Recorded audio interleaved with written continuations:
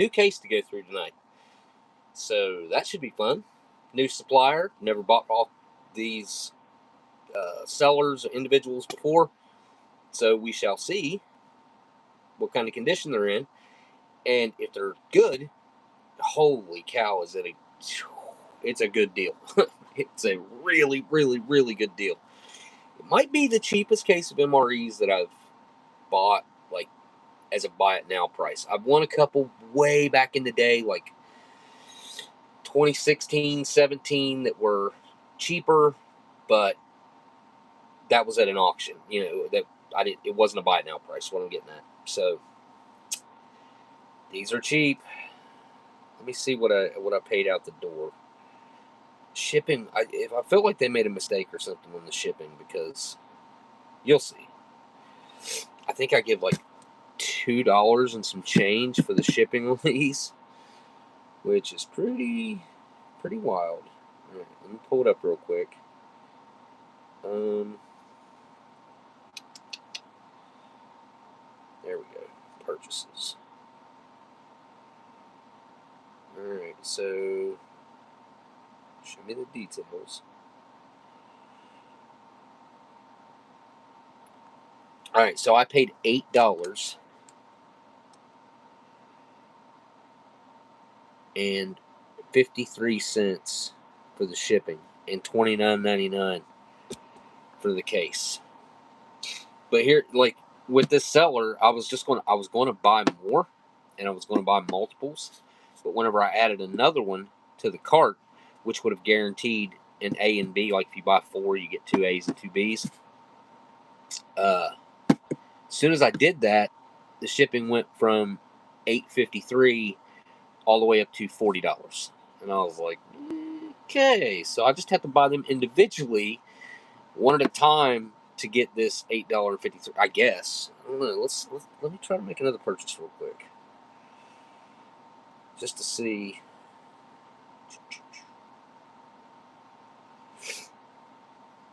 Okay. Yep, it's still the same. Look there.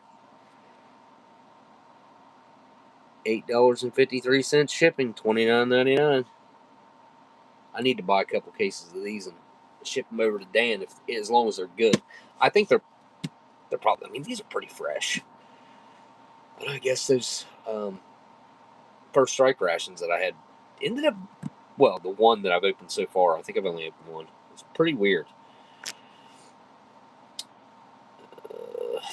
I don't have a chat. Let me do a live chat. Hey, what's up, Storm Tracker?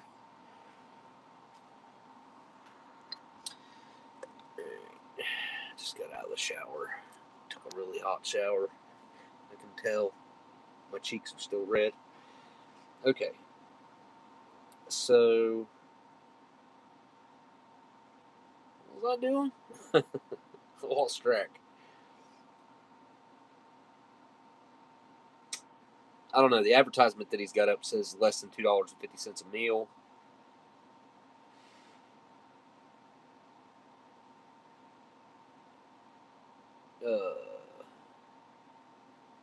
Would that be correct?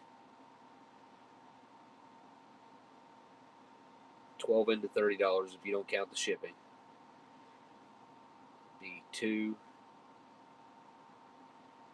be 60. 65. Yeah, 250. Pretty much right on the money. Okay. I do need to leave this fellow feedback real quick.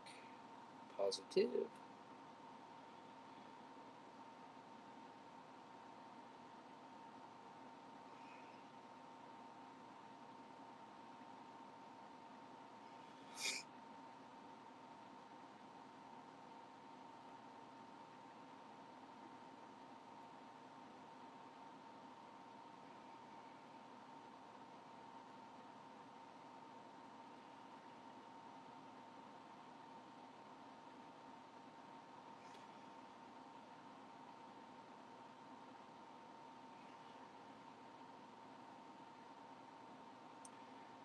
Okay.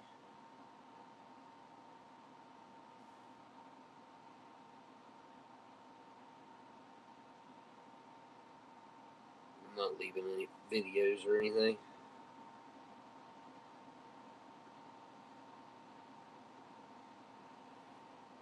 Alright. Anyway, like I said, you guys can pick up cases if you're wanting them right. I don't understand why MREs are so cheap right now. It really doesn't make a lot of sense. Everything else has gotten mega expensive. Let's be honest. Everything's doubled, tripled in price, or it's doubled in price and they've cut the size by a third. That's pretty standard across the board. Just about all products. Day-to-day products, I guess. Food, soaps, just stuff you use every day. But MREs,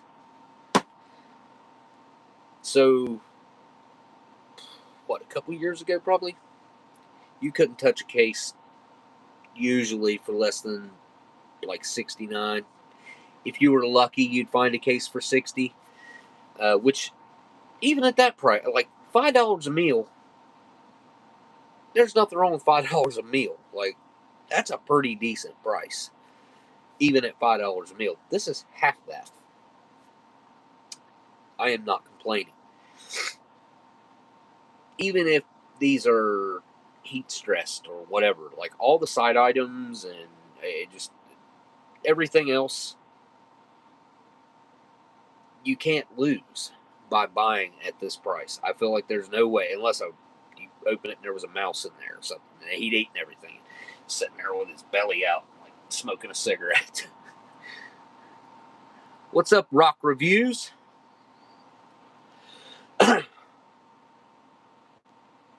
ready to rip this thing open. There was something I needed to do real quick. Maybe, should probably make a real quick post.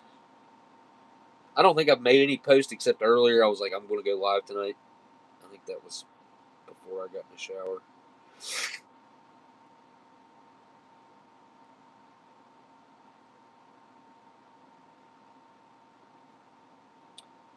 Camera.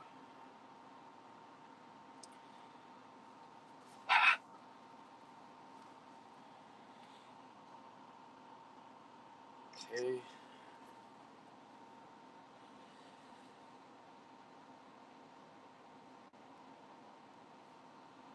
I don't like when my chat disappears. If you guys don't care to hit the thumbs up or down, I think you got a long press on the screen now to get the menu options to come up. Check out all the other channels in my description. I usually always forget to say that until the end I talk about it. Plenty of great channels and videos and older videos and stuff, because some of them on my list are older. But plenty of cool stuff in the description if you're looking for similar content. What's up, dude?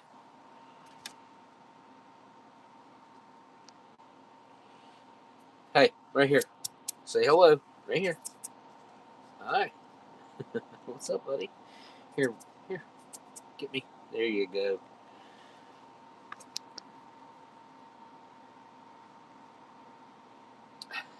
Right here. You gonna look at me right here?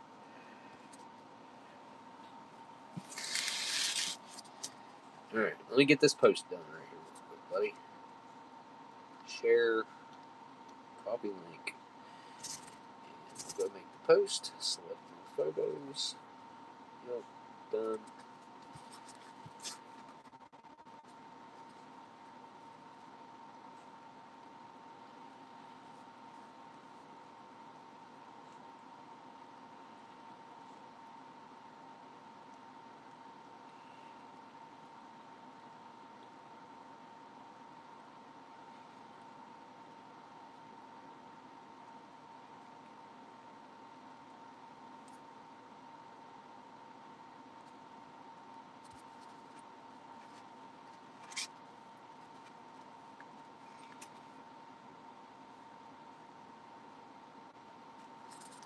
Okay. I'm done. It's a brand new grass cutting season, so my allergies are not horrible, but, you know, noticeable. Okay. Real quick, I haven't even inspected this. I ripped the sticker off the side of it because he even says in the description, he's like, I'm not putting these in a box or anything, so if you got a problem with that, I'm doing anything to save on shipping. I don't know how he got the $8 and something shipping. I'm not asking questions. But he's like, I'm going to put stickers directly on the case, so if you got an issue with that, just wanted to let you know ahead of time. So anyway, rip the sticker off the side. It does kind of damage. If you're looking to save a case or have it for display for some, who knows what, like whatever, you know, museum type displays or anything like that, this is not going to be the case for you, because the post office also likes to write on stuff. This doesn't happen. This writing right here doesn't happen until it gets to my post office. It travels all the way across the country or multiple states without being written on, and then it gets to my post office and they write on it. I'm sure I could probably go up there and ask them to stop doing this, because they have certainly written on boxes and cases that I didn't want destroyed, because once a Sharpie's written on it, you're not getting that off. I could have taken a blow dryer to this sticker and gotten it off, and you'd have never even known it was on there, likely. But I didn't do that because I don't really care to mess this box up. So this is an early 2022 case, the 42nd day of 2022. So 2/25 is your inspection date. And of course, you got menus 1 through 12. It's a case A. The TTI honestly doesn't look the best. I mean, it's passable. All right. Like, that is not an ideal looking sticker right there. But as long as your center is lighter than your circle here, then it's acceptable. It's within range. Which, look, I've the vintage MREs, when the TTIs were bad on them, the meals were usually good. So depends on what year case you're looking at. I will say these newer ones, if the sticker's bad on them, you're probably going to have at least a few issues, if not a lot.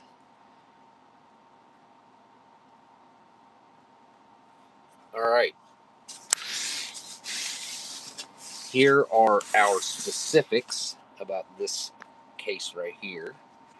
And these are Warnicks, so these are, in my personal opinion, the better of the three manufacturers out of Ameriqual, Sepaco, and Warnick. I don't know. It just seems like their quality is sometimes slightly better and sometimes quite noticeably better, just depending on what it is. And I think it has something to do with where they make the Baxters, a lot of the food for the Canadian. That's just my guess. Their standards are a bit higher at the Warnick factory than they are in the other two.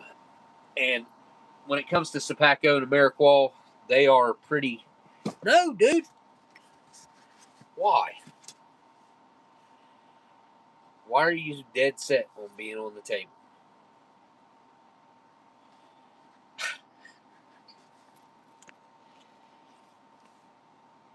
Anyway, we got 0.8 of a cubic foot, I believe is what this is.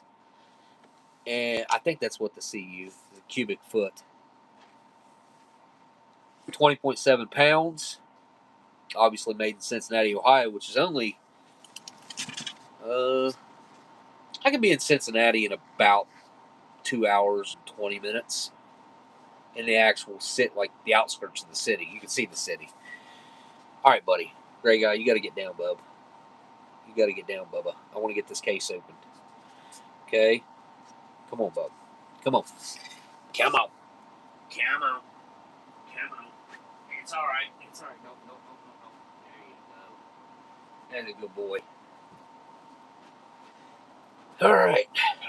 Let's pull our straps. I don't see where these go together right here. I don't know if this is a tip anybody needs to hear out there, but one edge will have a place where you can get your fingernail underneath. If you just get your fingernail underneath there and grab it and pull it, the strap will come right off. You do not need a knife or scissors or anything. But I like to take mine off, like so. I will rip the box open, because these things are super duper glued, usually. And then whenever I put them all back in there, the flaps on these do not like to stay closed. That's why I do this usually. The flaps are, well, these boxes are super heavy duty. Super heavy duty. They got like a, what's the crush? 428 pound is what you can stack on top of this. That's the burst test. 425 pounds. You could put more than 425 pounds on top of this, I would say. I haven't tested that, but I would like to, actually. I have seen videos of Natick testing the boxes, though. All right, where's the bottom of the box? We're going, wait. Should we open it from the bottom or the top? It's weird because if you go by the way the printing is, this is the top of the box. Because flip it over right like so, and there your writing's right side up. And then you got, this is the bottom of the box.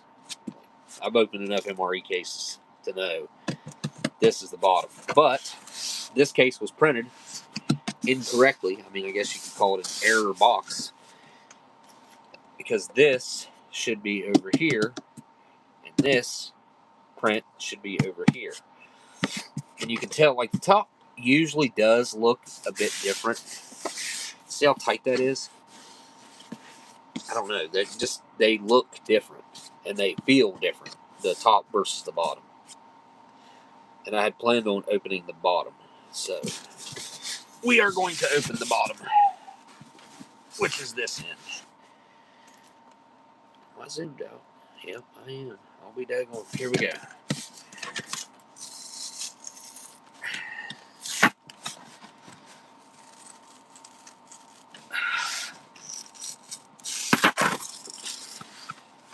That is some serious glue.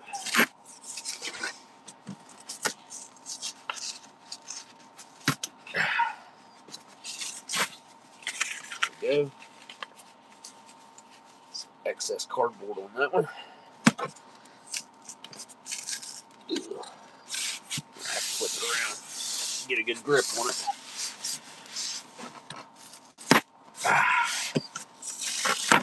There we go. This side opens a little bit better. Now, this is what you run into when you open it from the bottom, like I'm doing right now. If you open it from the top, there will be a break in this cardboard flap. This is like an inner lining protection added for the weight crushing, the bursting weight. So you have to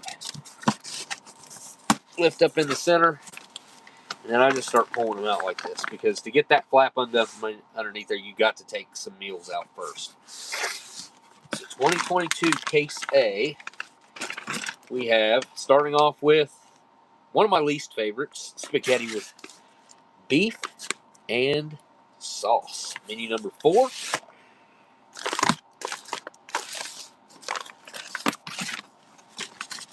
There we go. Next, we got chicken, egg noodles, and vegetables in sauce. Did I have one of these recently? I don't think I did. I usually always save these for my son, because it's one of his favorite menus. I don't know how long it's been since he's eaten chicken and noodles MRE, though. It used to be one of his favorites. So, I don't know. But I always save them for him. I've got probably, I don't know, 15 of those things stockpiled around here. Menu number 5. Chicken chunks white cooked. Yay. Super boring menu. That is a boring, boring menu. There we go. Stand up. Next out, we have one of my favorite menus in Case A. Chili with beans. Classic. And if you can get your hands on like some little bags of Doritos if you're deployed or something along those lines and use that chili as dip, and even if you want to mix in some of the jalapeno cheese or even just regular cheese spread, you've got yourself an amazing chili dip. I really do like that chili. It tastes like chili that my family makes. Pretty similar. Not exactly, but similar. Next up, beef taco. This menu has been put by the wayside. It has been deleted. No more menu 6 beef taco. As of 2026, that is no longer an MRE menu, unfortunately, because I like the beef taco. Next out, we got meatballs in marinara sauce.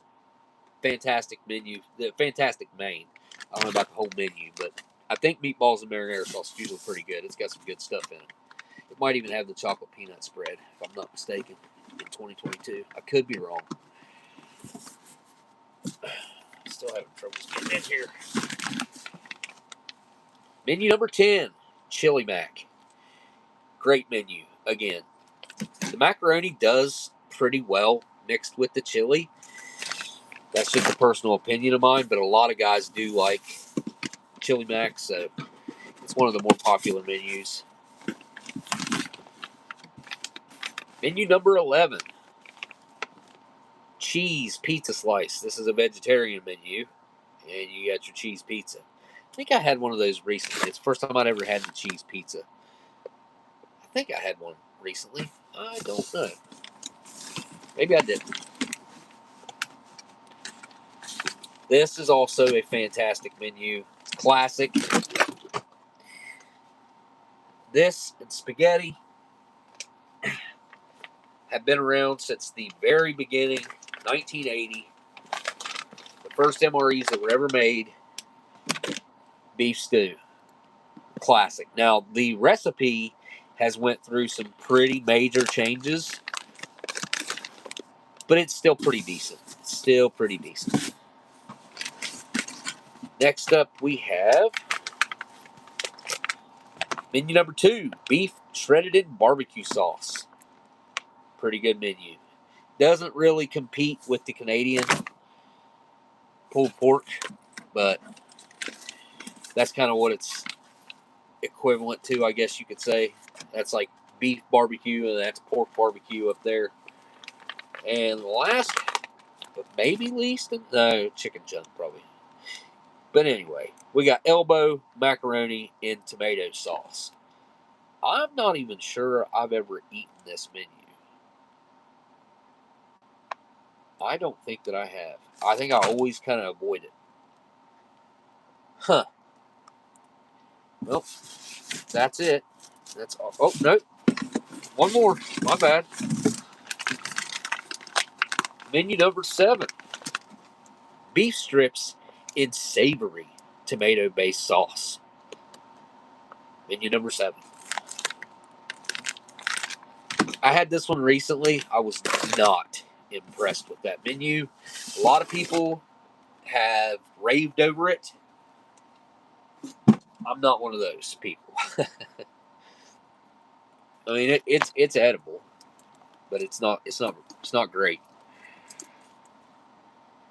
Okay. Is that fireman food? Hey, what's up, man? So we got beef strips in the savory tomato-based sauce, beef stew, chili mac. So we're missing 8. Where's 8 at?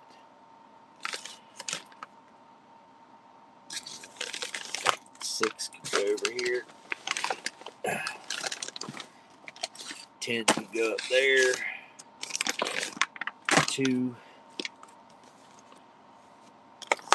11, 12. 4, 5. There's 8. 8 goes there. 1 goes down here. 3.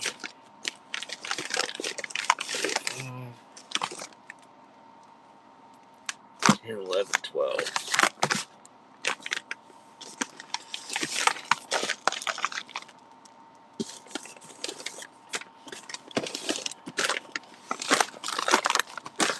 There we go.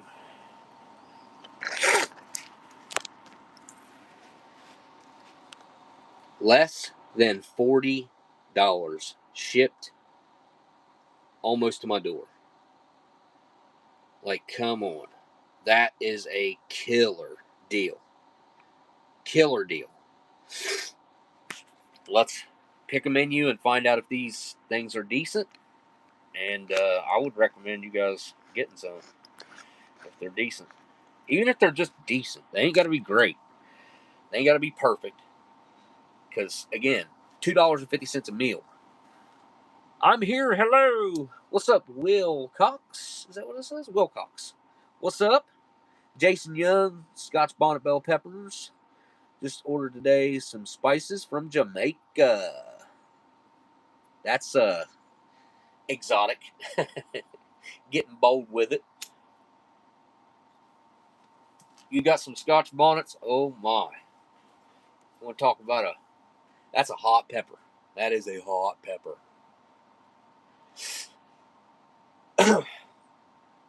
All right, process of elimination here.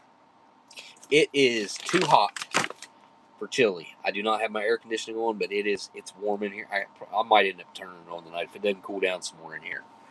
That's why I'm running this fan, which is probably bothering you guys. Let's see if this thing's on low. It is not. I'm sorry. I had that thing all the way up on high. You tend to make some chicken stew with them. They do have a pretty unique-ish flavor for a pepper. It's hard to get past the heat, though. I can't eat anything hot like that anymore. My stomach can't take it, unfortunately. I have done a lot of repairing to my stomach flora, though. Like, the antibiotics that they were putting me on and the other stuff that they had me on was just wrecking my gut.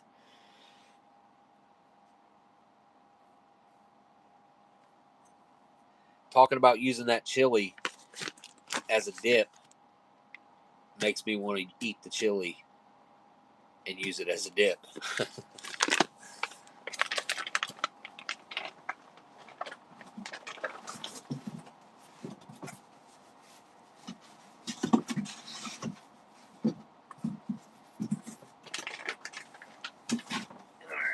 Mini one's going back in the box.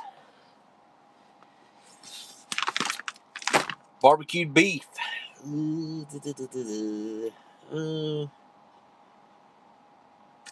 We'll call that a maybe for right now. Chicken and noodles. I think I just had one of these. I swear, because I was like, I usually save these for my son, but I'm going to eat one because I haven't eaten one in forever. I don't remember if I did, though. I think I did. I think it's been a few months, but it seems like I just had one of these.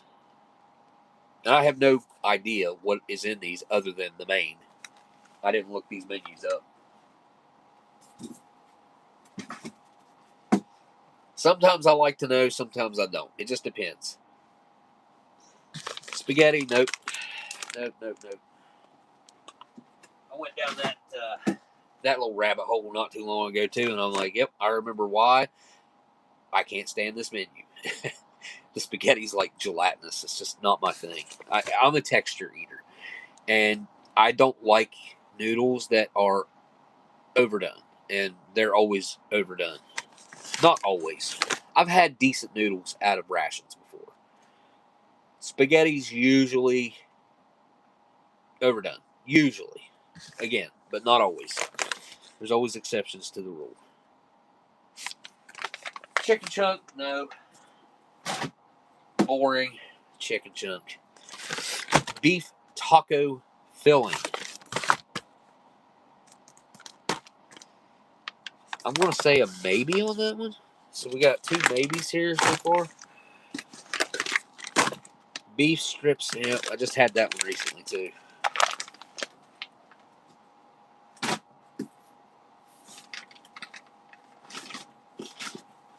Pretty fresh in my mind. Where I didn't like it very well. It wasn't horrible or anything. It just, I don't know. They have let the quality of the meat slip so far. I think that's really what the main issue is. Meatballs, you know what? Let's say maybe on that. Beef stew. That's a good one too. Look at the size of that thing. Like, that is a good size MRE. The meatballs, look at the difference. See the difference? Pretty substantial difference. The beef shredded is also quite thin when it comes to the size.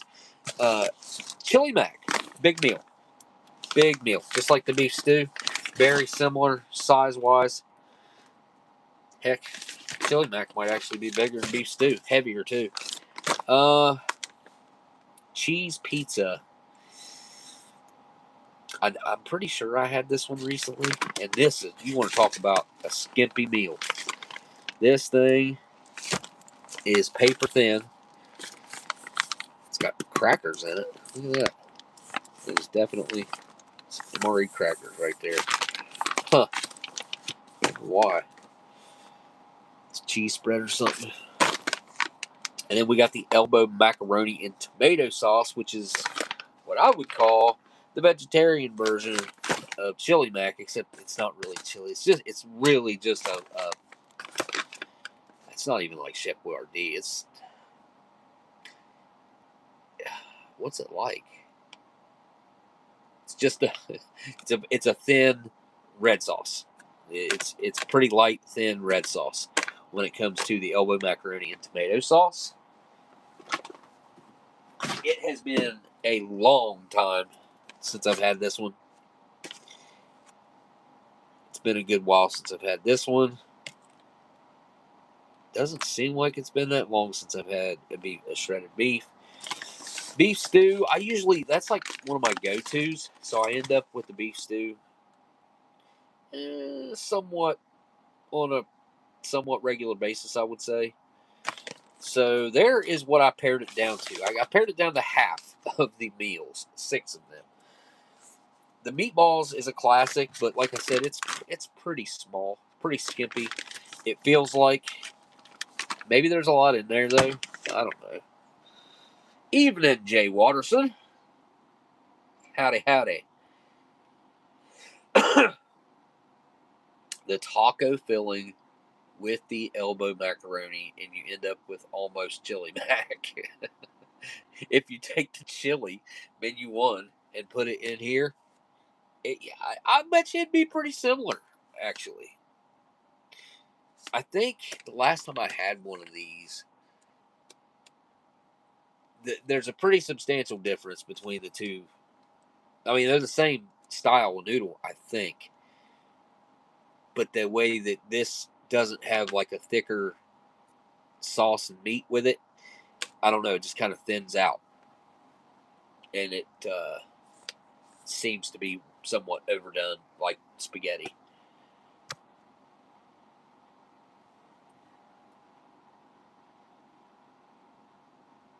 What, you think putting the chili in here is not similar at all? Putting the chili in the elbow macaroni and tomato sauce? I feel like that would be pretty spot on. Frankenstein the meals. If I was super hungry right now, I would. Which I haven't eaten a lot, but I'm not planning on eating a ton of this either. Because if I do, I will not feel very well. But I will fast next week, and we will mix 2 meals together. So take that in mind of what I should combine, which may be the... You know what? What about the meatballs in the elbow macaroni and tomato sauce? Ooh. That could be good. Huh. I think that might actually be good because the sauce that comes with the meatballs is a thick. It's a really thick, viscous sauce. It's a proper sauce like you would see on if you got a meatball sandwich at one of the sub shops. Take your pick. They typically that's what they're like. You can make a pretty good sub sandwich with these meatballs. And I have two. I think I have two full MRE cases of nothing but the mains, and they're in boxes, so they're from like 2012. So I have, I think 240 is what would fit in a box in a case, or maybe it was 120, and I got 240 between the two. A bunch will fit in an MRE case, stacked, and they stand up, and I have 2 cases like that of meatballs, just the meatballs. All right, I'm gonna have to go get some nasal spray. Dang it, I was doing pretty good until I started standing over. It's something about this corner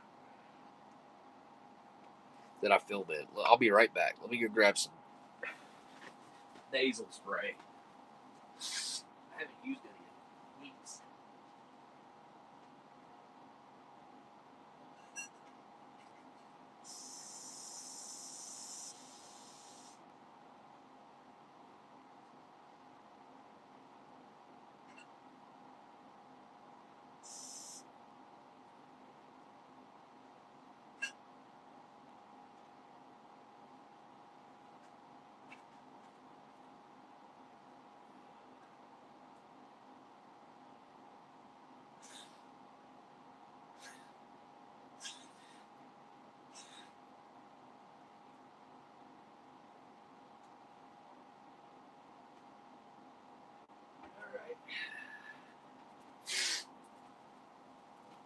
That should take effect pretty quickly.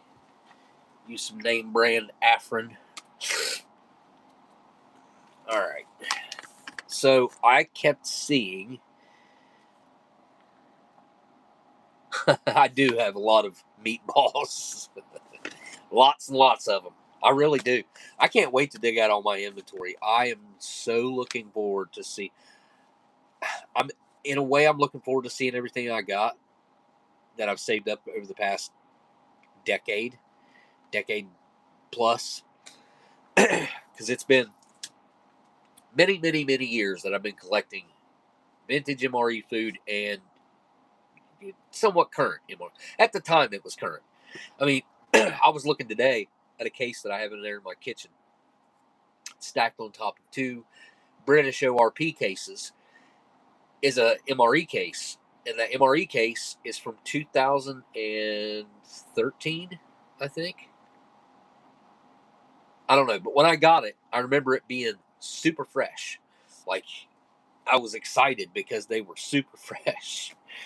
About as well, they were a little fresher than what these are. But back then, like 3 years was the best you could hope for. Period. Now you can get MREs that are a year or less old, and you couldn't do it. That was unheard of back then. If you was lucky, you might find some guy that would send you in the military that would get his hands on one current meal and send it to like whatever the new menu was that year. Every once in a while, something like that would happen. All right, so we are going to save those 2 And I think we were talking about maybe the beef taco with this or this with this. So that leaves the chili mac, shredded beef, and beef stew. So we got all three beef menus.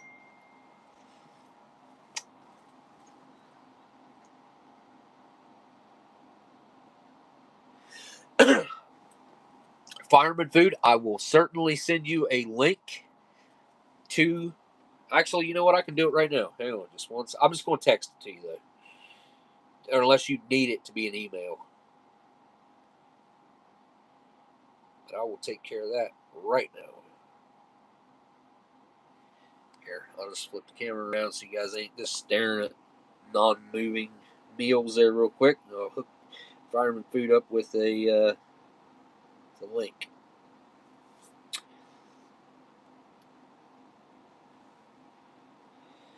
Says he sold 6 cases today.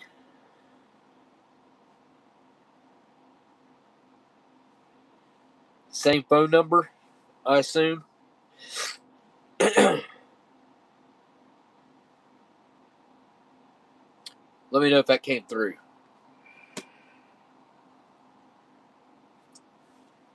But yeah, I mean, less than $40. I think I was to my door. What was it, 38 something?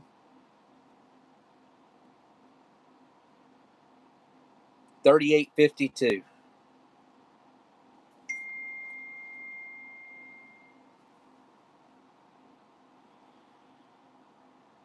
Right there. Good deal. Taking care of business. Taking care of my community, my folks. hopefully it shows up the same for you as it does for me. Which, yeah, you don't live that far from me. Yeah, so it should. Yeah, you moved. That's right. Let's pick. Okay, I'm going to grab these 3. I seen a lot of. I don't know if it was the same person or a few people wanting to see that one. So if that's what you guys want to see, then we'll do that one. I don't care.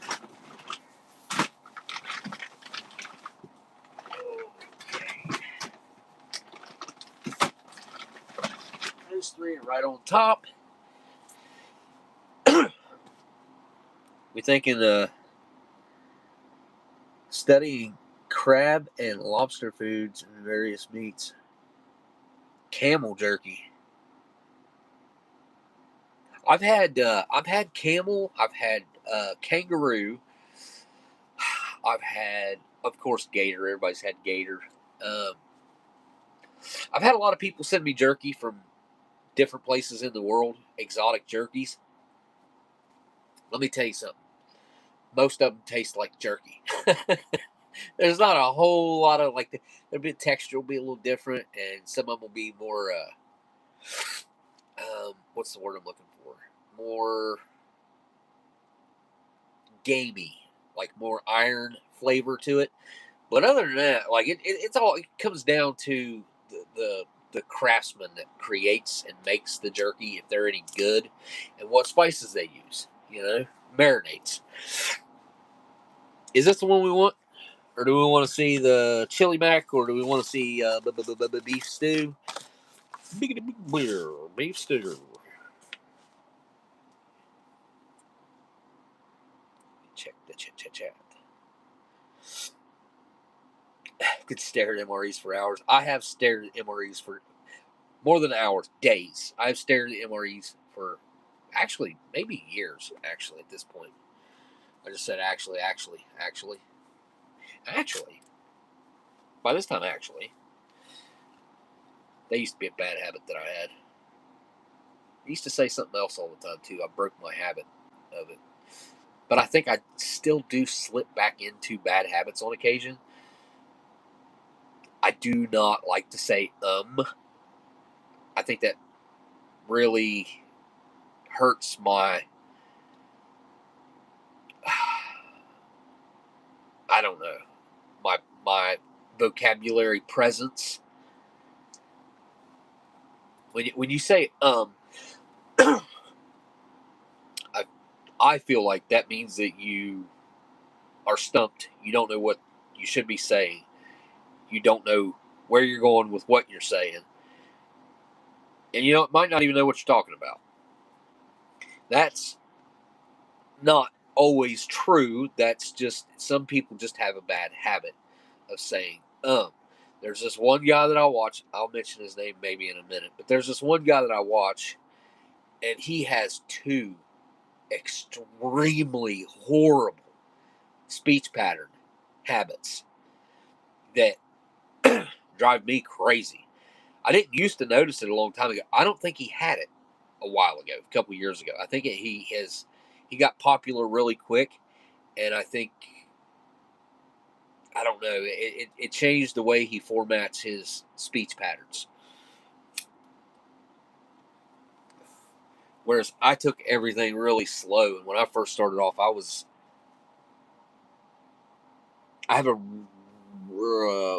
used to especially have quite a thick accent.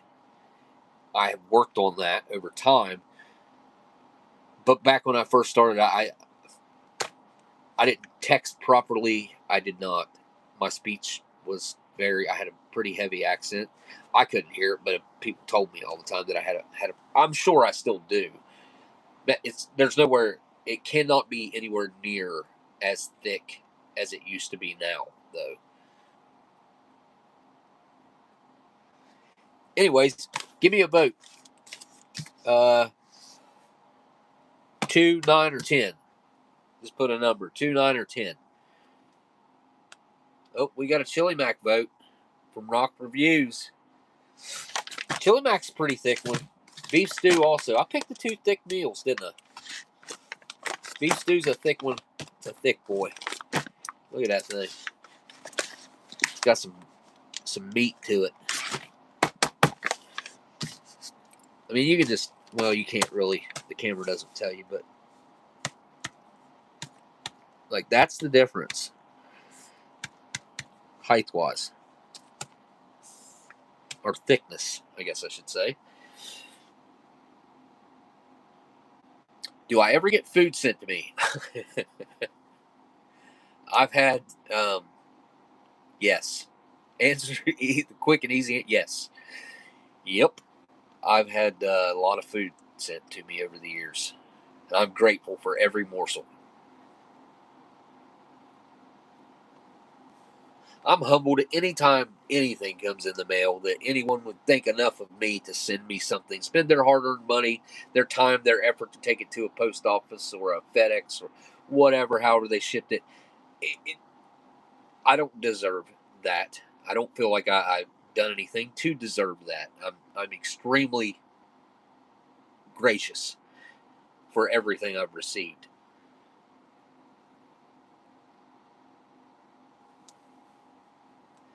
I have not really. I should say I have had some recipes sent to me. I've had jerky recipes sent to me.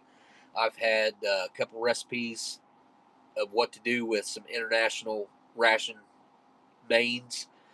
Here I go saying I'm trying to think. I haven't had any cookbooks or anything like that sent. Good evening, Mike Kreischer. MRE Reviews 3420. You got a really, really, really, really long YouTube name, handle, whatever you want to call it. I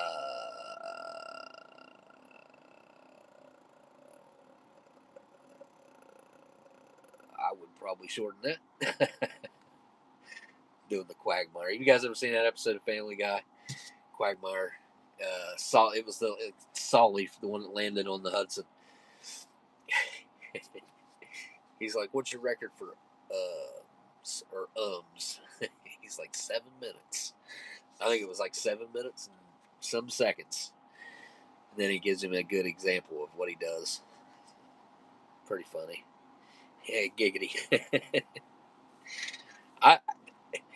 When I was laid up and hurt, like, I used to play a lot of Black Ops and stuff with my kids. I was into video games with them because I was working 7/12s, and when I did have a little bit of time off, or You know, I'd come home, cut grass, do whatever I had to do. Anyway, I would spend time trying to play video games with them. But when I got laid up, I started watching like the adult cartoons, Family Guy, American Dad, Rick and Morty. I got into that because I don't even think that was out whenever maybe it was when I initially got laid up in 2016.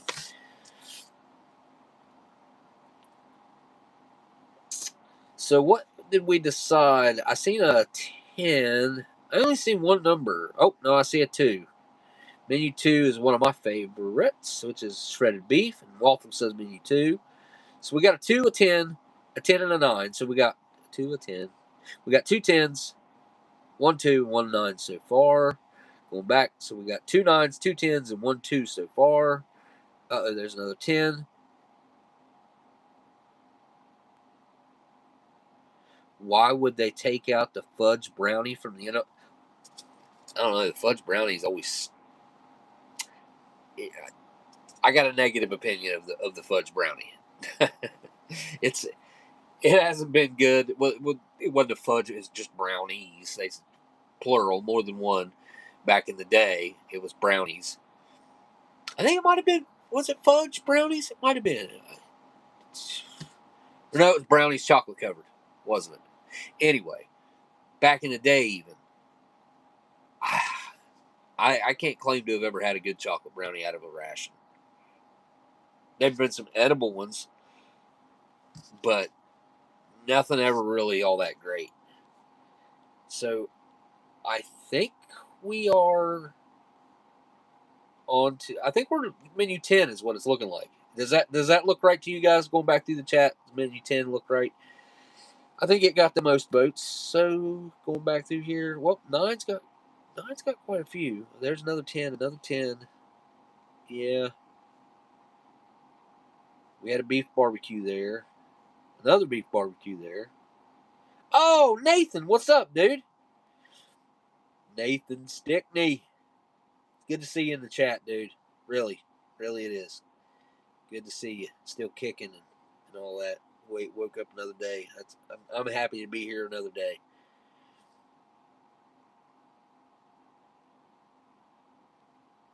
Oh, practice some rump roast.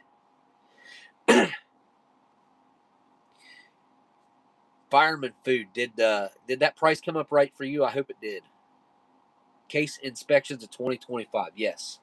Is that what these are? Yes. Yep. They're 2022s. That's what they are. So I mean, they're 4 years old. A little over. The case I got was a little over. Is it January? Or no, February. February 2022 case that I got. So they are a year out of inspection. But I think menu 10 is what we kind of settled with. That's what I'm going to go with. Let's just, yeah. It was between that and menu 9 for sure. I mean, I can do menu 9. I don't care. Menu. Oh, that was beef stew. I was thinking it was the other one, beef shredded beef. Barbecue, shredded barbecue beef. Yep, beefer. All right, zoom a little bit more. All right, menu 10 it is. I think this got the most votes. I'm pretty sure. Sure seemed that way. I didn't go get a piece of paper and hash mark them down, but it certainly seemed like menu 10 got at least a few more votes.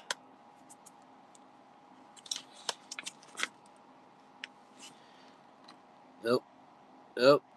Wait, I haven't opened it yet. You like the later brownies, huh? With the chocolate chips in them? I mean, they were. I always thought they were like super bland. Maybe it was just me. It just didn't agree with my palate. Now, I like a good homemade brownie. Don't get me wrong. I love me some homemade brownies. Well, just box brownies. Just cooked at home, I guess you'd say. Not homemade. Just box brownies. Little Debbie or Duncan Hines or what other brands there are. They used to be pretty decent. Things have went downhill. Everything's went downhill when it comes to current products. Where did I get the case? Got you. I got you. Hang on. I'll pull it up right now. Oh, Fireman Food likes the brownies. He just answered there. So, I don't know if I could post this in the... You think I could post a link in the chat? I should have hit this guy up and been like, hey, man, I'll try to sell some cases for you. Send me a couple cases. Perfect content for live streams. Oh, what am I doing? Let me grab a link real quick. Well, I'll come over and see if I can't share it in the chat. I'm going to say I doubt it, but it's possible. Right, where's my live stream? Go to my page. Okay, we will see if this link will work. Oh, there it is. Look at that. It worked. Hopefully YouTube doesn't mess with me for putting that up on there. It looks like it's a clickable link on my end. It's blue. But I just seen it come across my screen and it was not blue. So, but let me go back here real quick and I will show you the seller real quick. Right here. 285 BSD. And the guy is out of Randleman, North Carolina. There you go.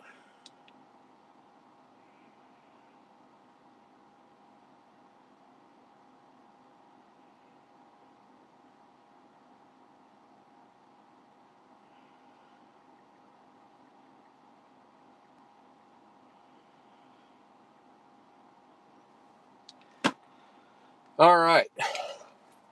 Wait, is this the one, guys? I'm not being indecisive. I don't care. I really don't care. It was a lot of people wanted to see like that. Like it's kind of, I don't know. Some people wanted to see some. Tim, you said you was just on his site in eBay. Cool. I mean, again, to your post office, to your door, whatever, for less than $40. The thing is, you got to buy one case at a time.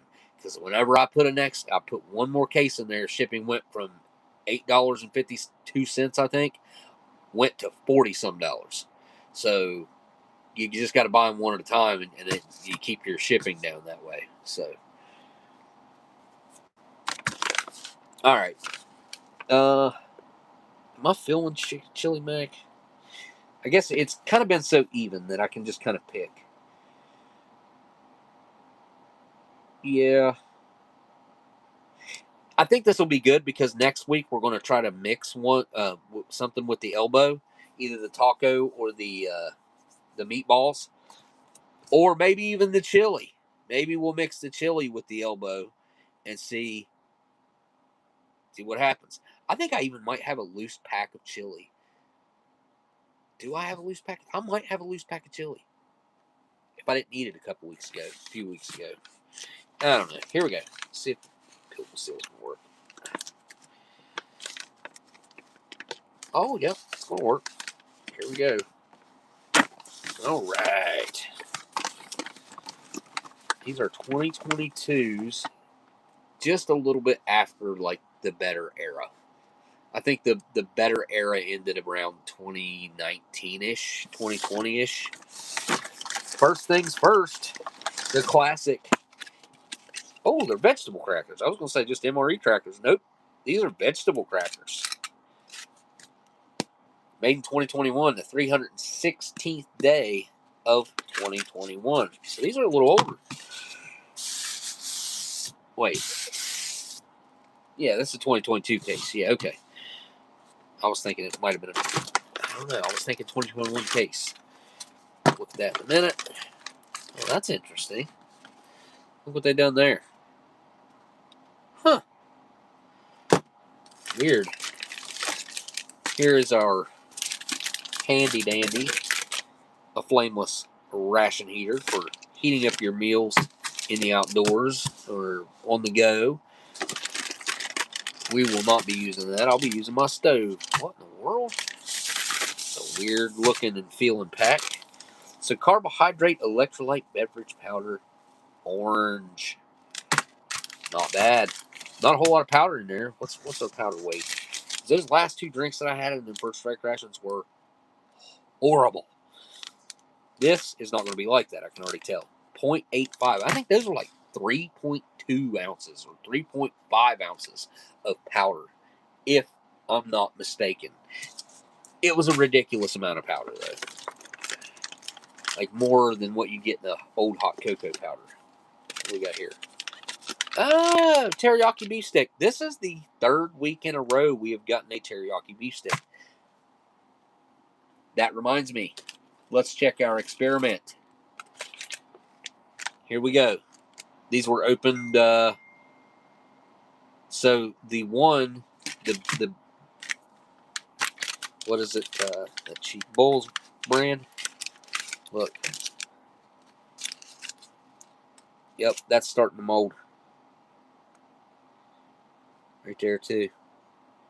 Starting to mold. What are we?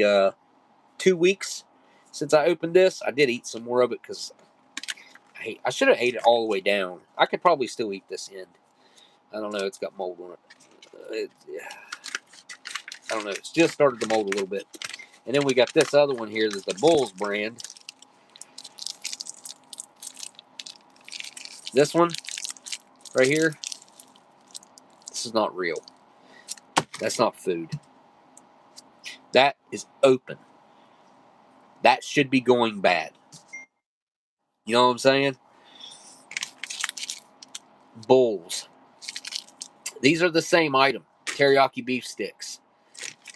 Made around the same time, I believe. Just 2 different brands. The other one, I accidentally found out how real it was. I left one sitting around for like 2 or 3 weeks and forgot about it. And whenever I pulled it out of there, it was nothing but mold. It was covered in mold. So I like to see that. I think that's a great thing. That shows me that the food, it's real. And that those microorganisms, the microorganism of the mold, want to eat it. So it's not sterilizing and killing them. This, on the other hand, I don't think mold can survive on this. I don't think it can consume this. Because I don't think this is real food. That's my personal opinion. And we looked through the list, the ingredients list on the 2, and they are quite different. We will get deeper into this as the experiment progresses, and we get more breakdown on the I don't know if it's organic, but it's natural, it says. Forgot about that until just now. I can't believe we got another teriyaki beef stick in this meal. Lots of teriyaki beef sticks. All right. This is going to be... Oh, man. This is going to be one of them... Yeah, Bulls brand ones. Partially biodegradable. I wish it was fully biodegradable. MRE spoon. What else we got in here? We have some cheddar cheese spread with jalapenos. I much prefer to have this than standard. I gotta turn my sound off there. Sorry about that, guys. There we go. All right. Look, and there's a train going by at the same time. I don't know if you guys can hear it or not. We got another card here. We'll look at that in a second. That's weird. Look, white card. Huh. That looks like a cheap white card out of like a civilian Sapaco. Oh, looky there. 2022 got the bottle of Tabasco. But what does it not have? Anybody? Anybody? Yep, it doesn't have anything. No coffee. No coffee. Oh, no way. Twizzler nibs.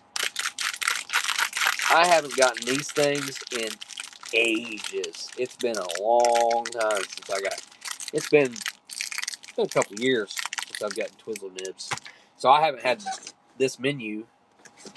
Well, no, I don't think these used to be. I think that used to be a beef stew or something. Ooh, classic lemon poppy seed pound cake. I ain't had one of these in a minute. That's probably one of my favorites. That and the applesauce cake. Let me think. The marble cake is okay. This is better than the marble.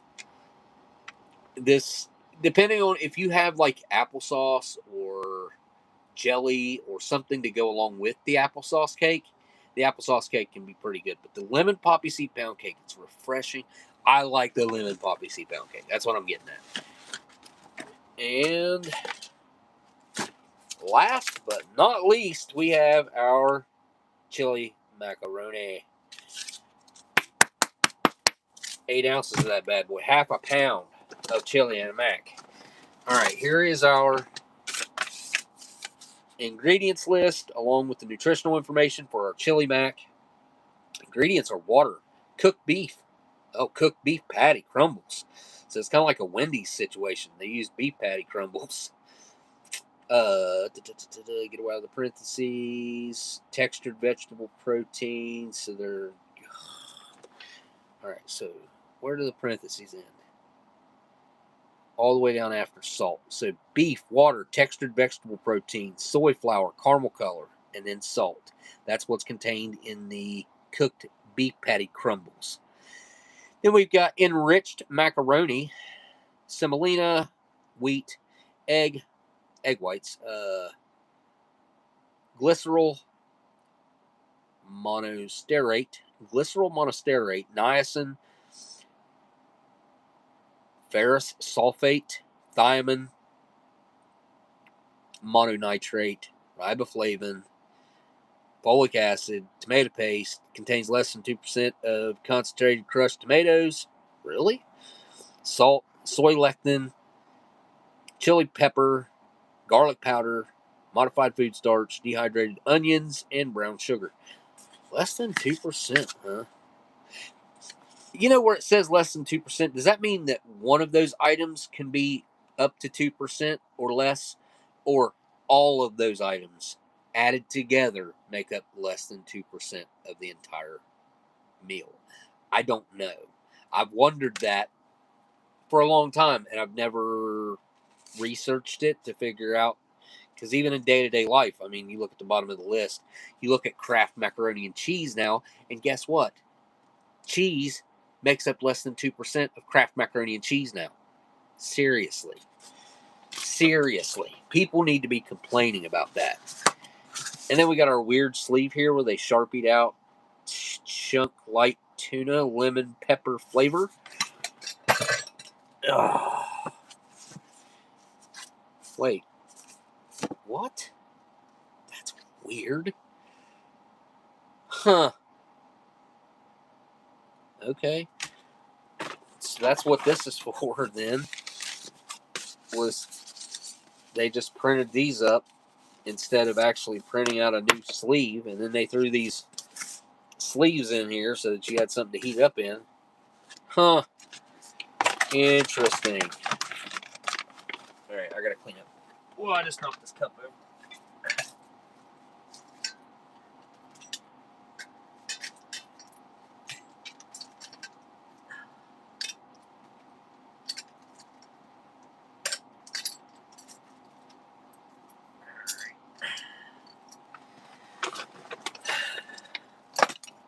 My bad.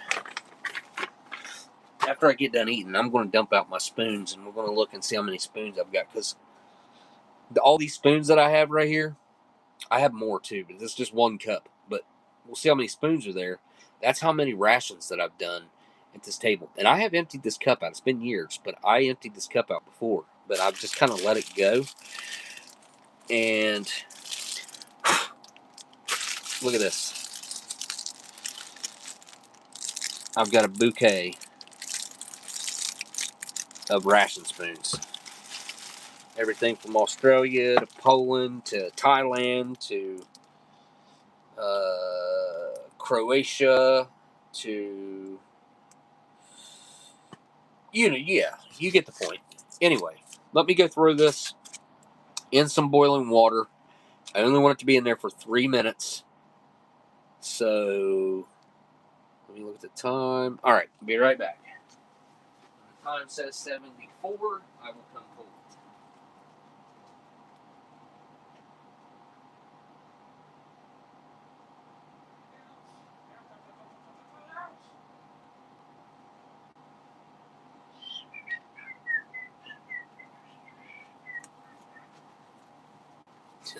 Nelson's Doubtfire has been on television past couple days, couple nights. Tray up yonder. Got a tray. Faithful over here. And we are going to steal another accessory packet that I got laying around here. Flameless ration heater. I have saved up so many flameless ration heaters also. Like, I don't know if there's somebody out there that uses a bunch of these, which I keep them if stuff ever does hit the fan. Wintertime, like, fire up a flameless ration heater, get you warm. You know, you put it on the small of your back, lay on, you know what I mean? Like, that'd burn you, but you'd have to, like, wrap it in something. I don't know. You'd figure it out. But, great way to get some heat with just a little bit of moisture. If you had to, you could pee on it. Papa say pound cake. Papa say pound cake. Golly. Yep, get that. Crackers. Drink mix. Huh. Alright, do this a knead real quick.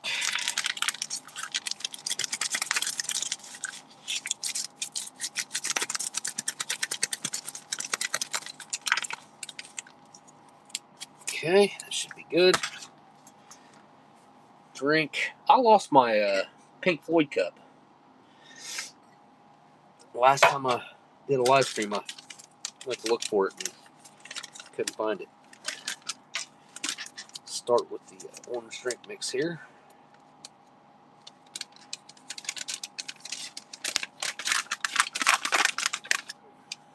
Just taste the powder here real quick. Powder.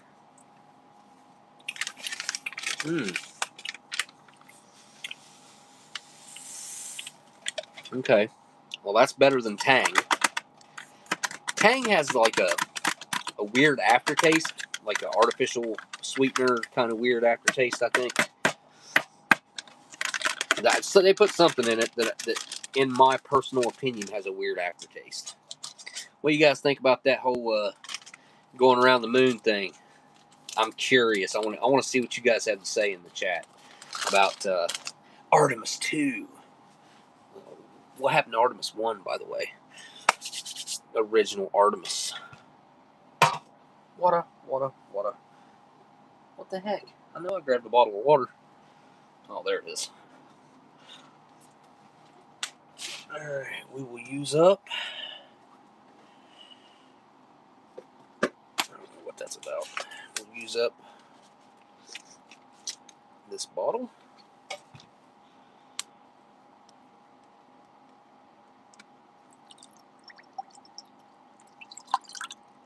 Okay.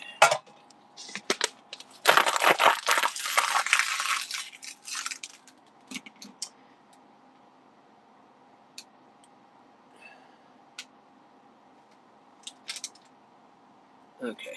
Calls for a half a canteen cup. I wasn't sure. Okay. Which is 12 ounces. 12 ounces is what this cup basically will hold full. And I like to make it taste a little better by not putting the full amount of recommended water in it. Give that a quick stir. And then we'll set it off to the side. And I'm going to go get the chili mac before it starts to taste like metal.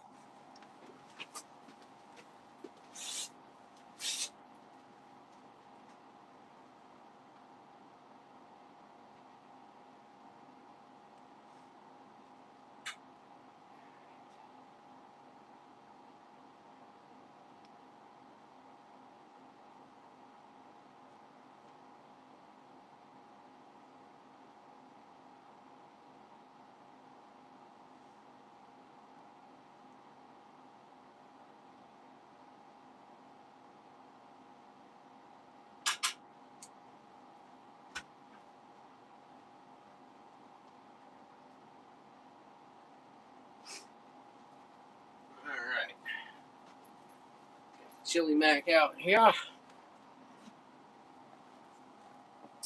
Spoon. Take a look at our Twizzlers. Twizzler nibs. This would be a pretty good indication of how these things were stored. Because these things, if they see too much heat, they will all stick together. They'll sweat. They'll do all kinds of stuff that's not good. Looks good to me.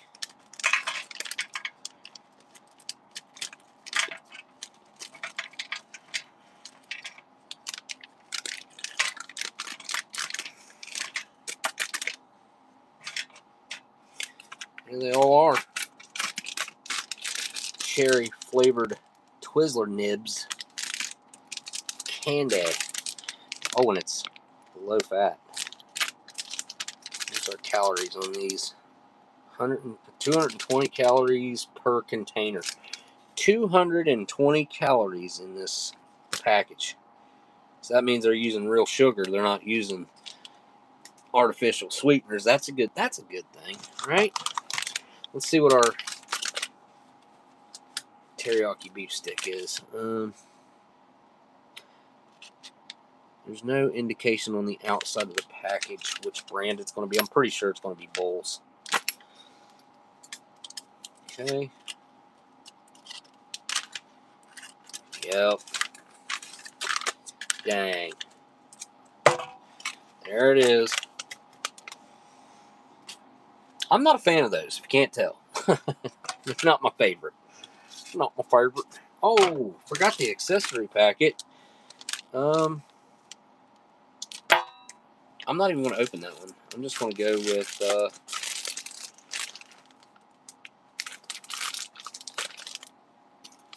wait. Let's see what I got here. I've got a sugar. So I've got Bill's Brew. And I've got the Genial. I think these two are about the same. But I haven't had that one in a long time, so. Or not, maybe not a long time, but it's been a minute. I've forgotten what it was like, if I liked it or not. It's not a super common coffee, I guess. I mean, it kind of is. But yeah, there's no point in opening that. Matches, salt, butt ration, little Tabasco, and a little sucker. And the one I got here is a little darker. I think this might be out of a vintage MRE. Yeah, I think it's out of like a 91. Anyway, I will put this accessory packet somewhere else. Yeah, I'll put it right there with the case. Coffee. We are going to use, you know what, I haven't seen Dan here. And I don't know if Dan, I think CT sent me. No, it might have been Dan. It was Dan. CT did send me some Tim Tam cups, though. I have some Tim Tam cups. They're like aluminum or stainless steel tumblers. Genial. This is instant coffee. Cafe. Is it freeze dried? It's freeze dried, I'm sure. What is it not? Is it not saying here? Huh.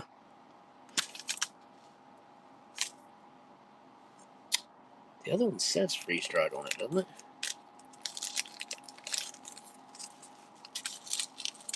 Yeah.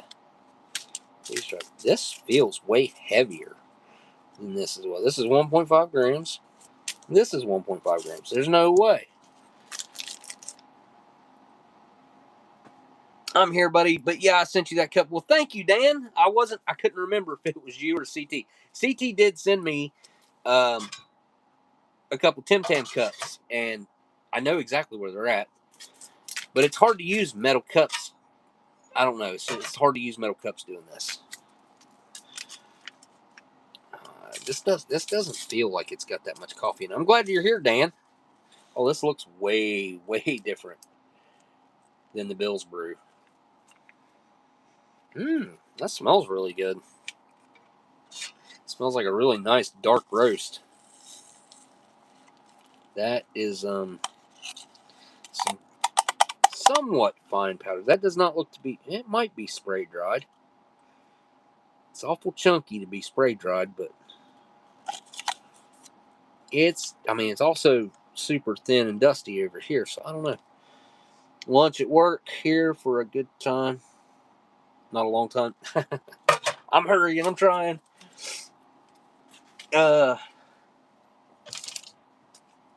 Coffee. Boring old coffee. Sugar, I'll throw that in there. I want all the sugar out of the package. Not enough in there for me. This I do have to cut open, or the way that plastic lining in these are, it's like a little retort pouch. It like stretches no matter what you do trying to open it that way. Some good looking creamer though.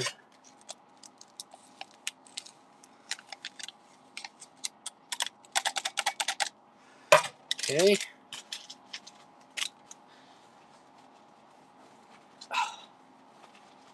Can't believe I did that.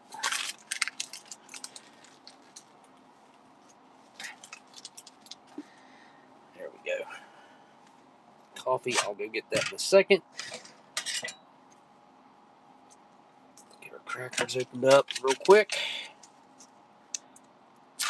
Oh, missed it. There was definitely a vacuum release there with a little hiss to it. Pretty good looking vegetable crackers. The vegetable crackers are better than the here I am again. The vegetable crackers are better than the modern, like 2020, definitely 2020 up MRE crackers.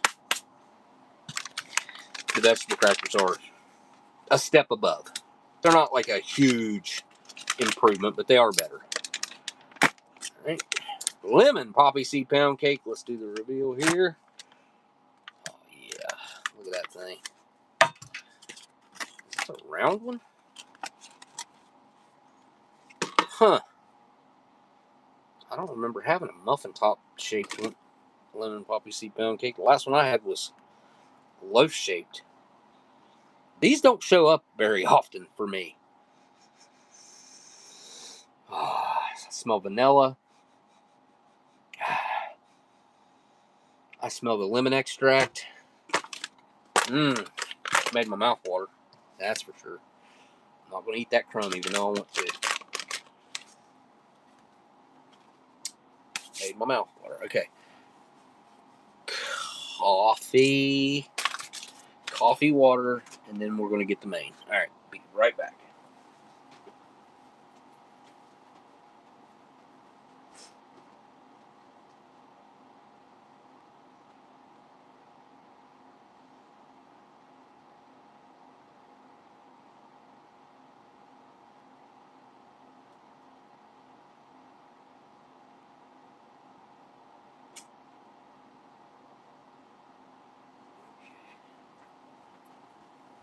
Hot water. Done. Coffee. Pretty much done. I don't think it even needs stirred. Probably not. See the steam coming off of it. That water that comes out of that, we have like one of those machines that disperses a water dispenser where you put the bottle in the bottle. Ours, you put the bottle in the bottom of it. There's hot water, room temperature, or cold. It's pretty nifty. That machine is. I think I'm going to be better to open this upside down. Yeah, this flap down here isn't like warped. Smaller the hole, the more control. Gundog says. All right, there's that. Ain't seen Gundog in a minute. It's been a while since he's texted me too. I need to get a hold of him. Chili Mac. What do I do with it? There it is. Where's my little bowl? I feel like we're missing something in this meal. Like some sort of side or something, because I should have something right here, like applesauce or something along those lines. You know what I mean? I feel like this meal might be missing something. I could be wrong, but I don't think that I am. All right, some super hot chili mac. And I will have to try to keep reference of this in my head for next week, trying to somewhat mimic, I think, is the goal that we're going to have with the mixing of 2 MRE mains. I've only done that a couple times, mixed my MRE mains. It's not something I do, really, because there's just so much food. Like, if I had somebody to share it with, oh yeah, I'd probably do it.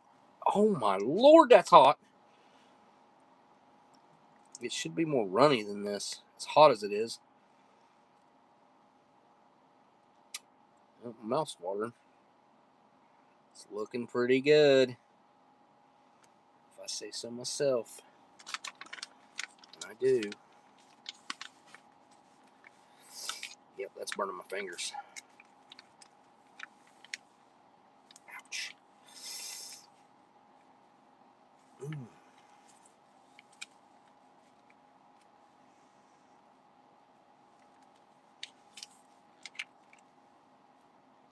All that sauce. Sauce boss. Coming in clutch. All right. Chili mac on the plate. In the bowl.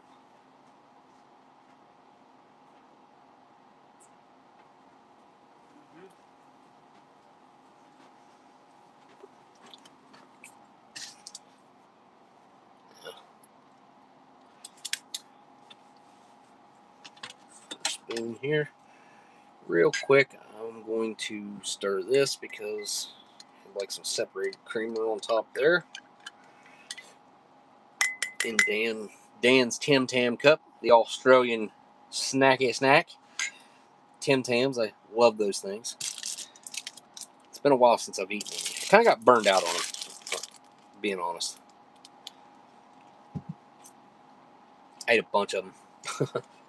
I ended up finding a bunch of them at Big Lots one time, and I bought they were on clearance for 99 cents. And I bought, I don't know, filled up an entire big Walmart bag. So I think I counted like 24 packages that I bought, because you can't buy them over here anywhere that I know of. Not anywhere where I live. I think you can find them in Columbus area, certain international stores and stuff. They've become a little more mainstream over here since back then. All right, look at that chili in there. Look at that meat. That's meat. That's beef. That's what's for dinner tonight. Some more of that beef. Oh yeah, you can see that beef right there. I will say I just cut through that noodle right there. You see how it's kind of like lighter color. It does have some firmness to it, and I like that. I think that's a good thing. Kind of al dente-ish feeling. We shall see. My mouth just keeps on watering. All right, here we go. First bite of the chili mac. Down the hatch.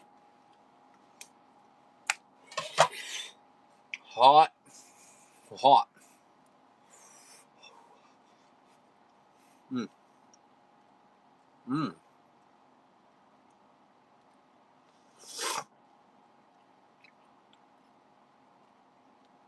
Mmm. I must have been hungry. That is really beefy. Over half of what that bite was all beef.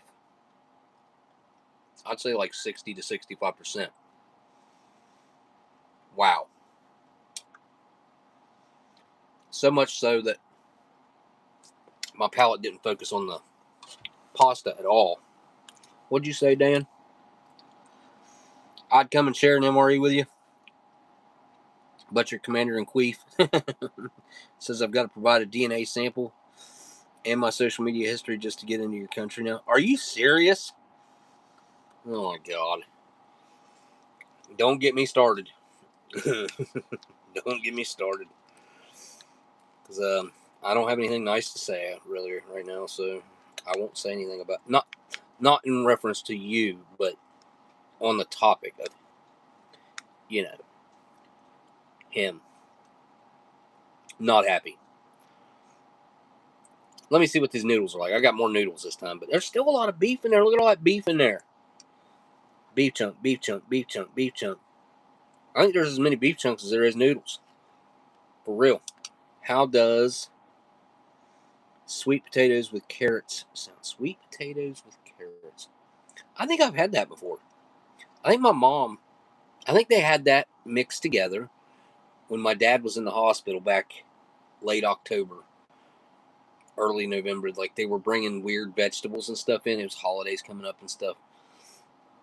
But Mom wouldn't eat them. Dad couldn't eat, really. But, yeah. I think I ate carrots with sweet potatoes. I don't know. Noodle bite. Mainly noodle. Well, trying more noodle bite. Yeah, down the hatch.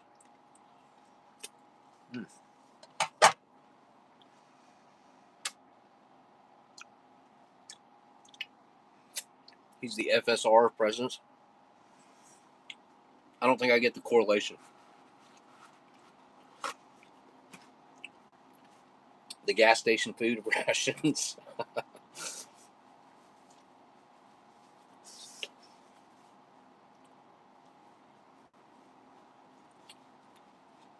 Or discontinued.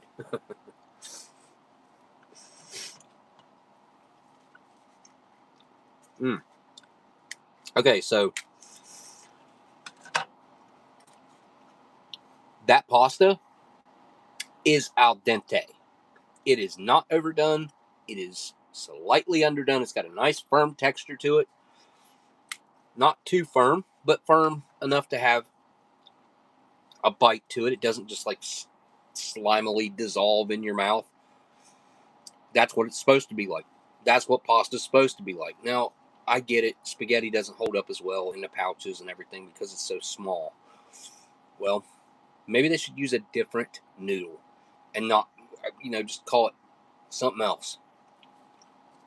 Still use the spaghetti sauce. Just put like elbow macaroni with spaghetti sauce. And boom, you got a decent spaghetti that way. Everything else is the same. Just change the noodles. All the sides and everything's the same as, what's in it right now. All right, cracker. See if that improves anything. I'm sure it will. Oh. Just about had it. Oh, dang it. I want to stay on the spoon here.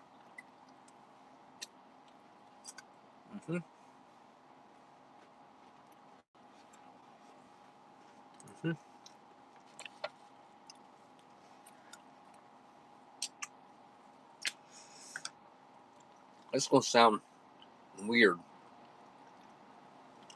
because I know that this is plumb full of sodium. But it could use some salt. Let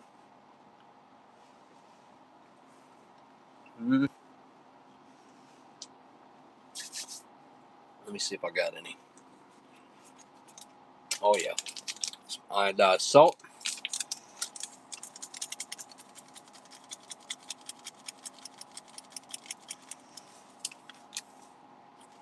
All right. And it came with Tabasco. We're going to put a little on it. Those crackers go really well with it. The crackers have a really wholesome, well-balanced. I mean, they do have like that vegetable cracker flavor to them. A little celery that you can taste. Wheat. Slight sweetness to them. Oh, dang. Did that just dump a whole bunch of Tabasco? I think it did.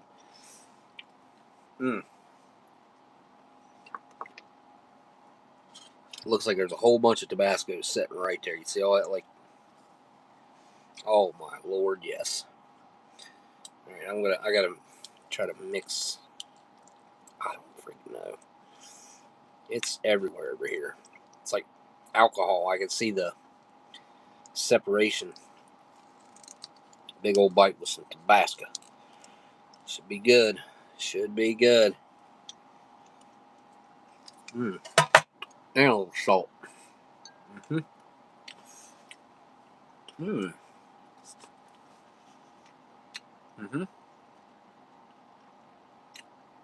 Wow. That Tabasco's got some heat. I can't handle the heat anymore.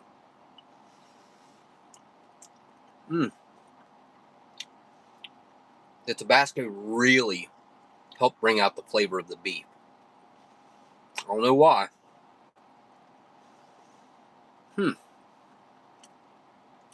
Much more savory.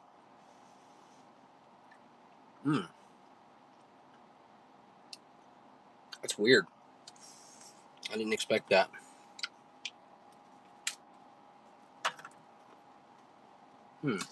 Forgot about this.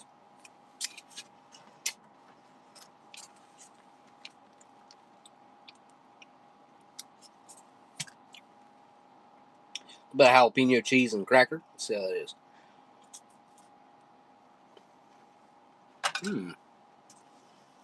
Those are pretty good crackers.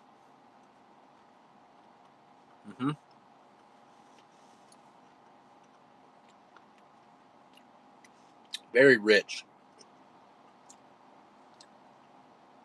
Creamy. Cheesy. Artificially. Certainly got that artificial cheese flavor, but a lot of people like it. Straight up like Cheese Whiz cheese spread. It even looks like it. Look at that. We'll take us a bite with the cheese spread and the cracker.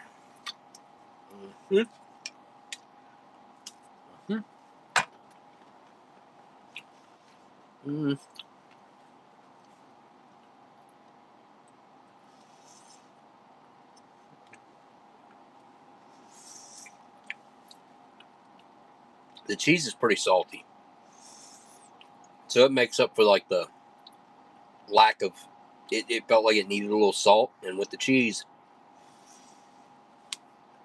I mean, they blend well together. I wouldn't want to just put cheese in this. I feel like it ruins it if you do that. This way you can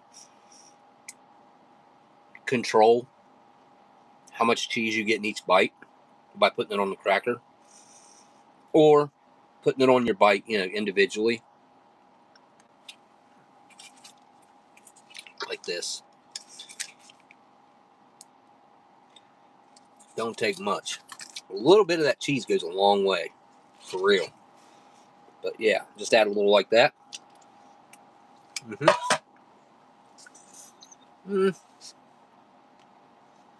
Way better with the cracker. Those are some good crackers, for real. I don't know why. They're hitting the spot for me right now. They taste like some of the better crackers, MRE crackers that I've had in a while. I do wish I had some like jelly. Peanut butter would be okay too, I guess, but I prefer some jelly. And I would like to have some jelly to go along with that too. Gonna cleanse the palate with some citrusy orange here. Whoa.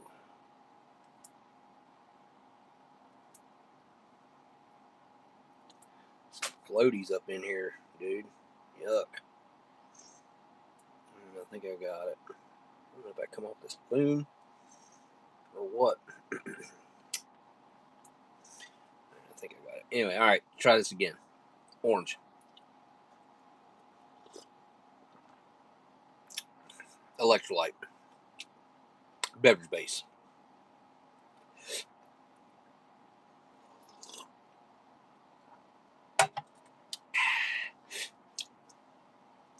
Better than Gatorade. Gatorade's more watered down than that, where you can control how flavorful you want that. Now, it does taste, like the flavor, is very, very similar to Gatorade. It's a light, citrusy orange flavor. Pretty lightly sweet as well. This is sweeter than a Gatorade, though. Maybe even by 2 times, like double sweetness. I think these will be a good follow-up for that. Twizzler Nibs, the cherry variety. I mean, they smell like that artificial cherry, you know? So, all right, here we go. Kind of stiff. Of course. At least Twizzlers got like the hollow, they got the hole down the middle with the ribs on them. This is just like taking that same material and condensing it into a solid form with no thin walls. I don't know. It's not super flavorful or anything, but easy to eat. Not a bad flavor. Give you something to do out in the field. It reminds you of home. It's not a horrible item for an MRE. I feel like it's just not my personal preferred candy edition or whatever.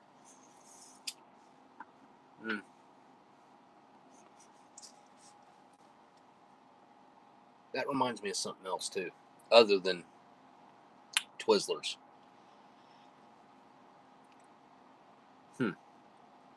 Just classic licorice. They sell a bunch of different licorice at the Dollar Tree now. Different flavors. They got the salted black licorice. I've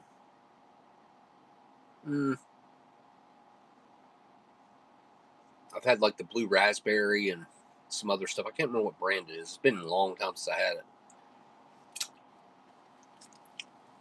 It's just licorice, just cherry licorice. It's not bad. Like I said, it's fun to eat. Gives you something to do. I'm not even going to open this. Like, I can tell you exactly what this tastes like. Tastes artificial. It's too soft on the inside. The texture's wrong.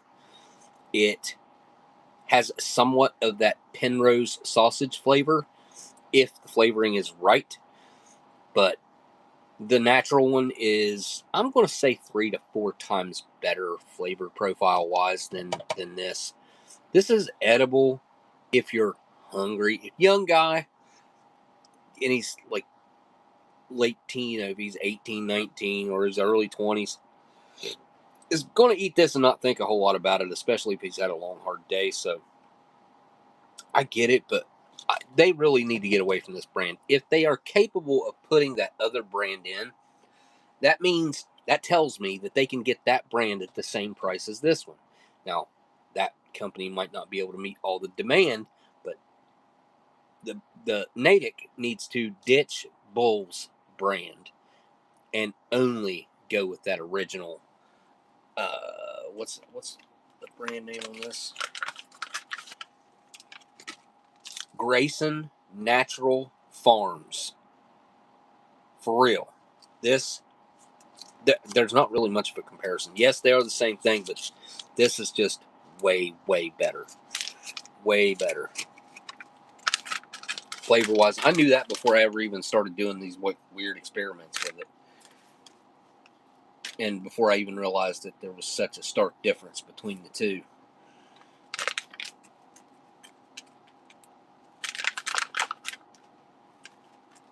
I'm going to open these.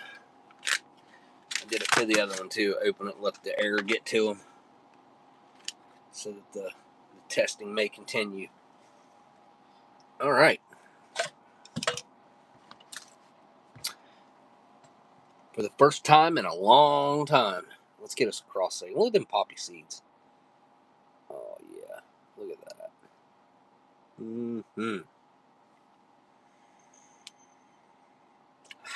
It smells really good. I mean, you pick up on vanilla, the lemon. It smells like cake. Look at that. All right. lemon poppy seed. Mm-hmm. Mm.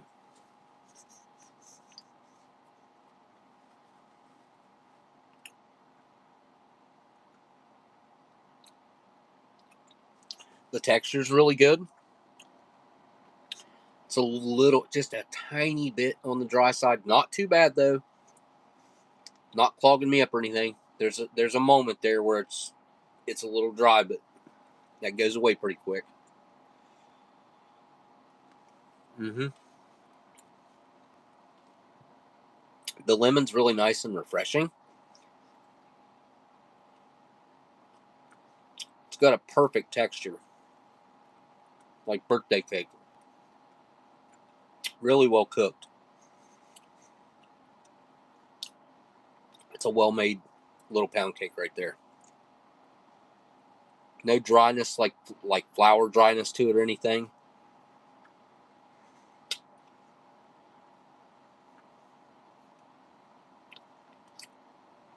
I do feel like it would be better if I had something to put like applesauce or jam of some kind.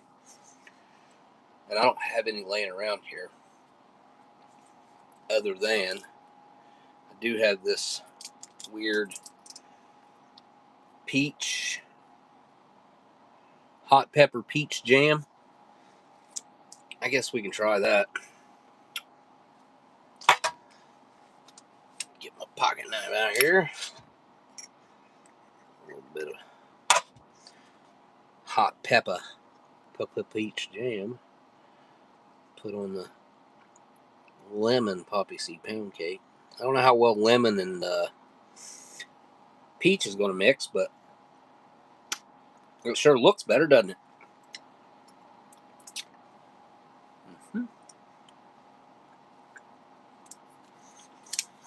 Mm-hmm.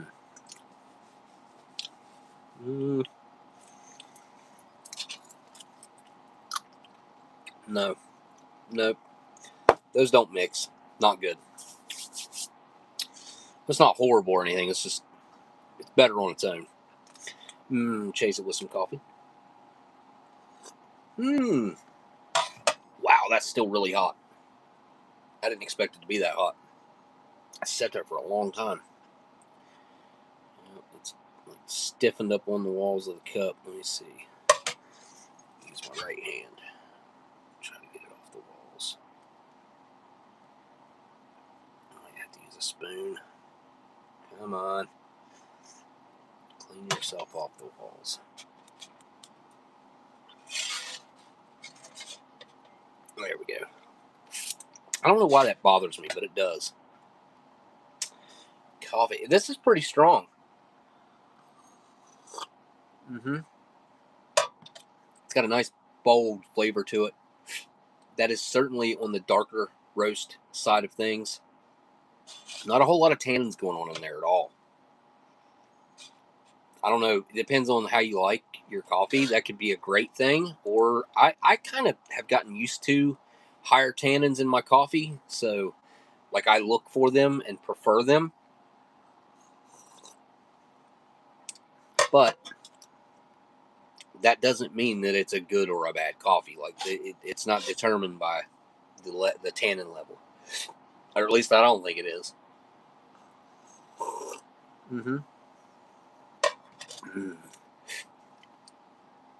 That's some good coffee.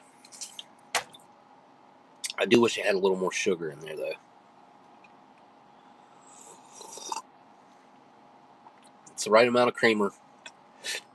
The coffee level's decent, but it needs a little more sugar. I'm sure I got one laying around here somewhere. All right, let me go scavenge over here a little bit.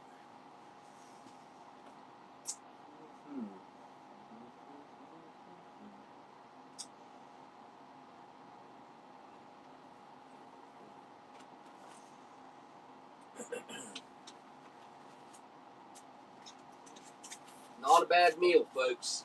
Not a bad meal. At all. At all. Not a bad meal.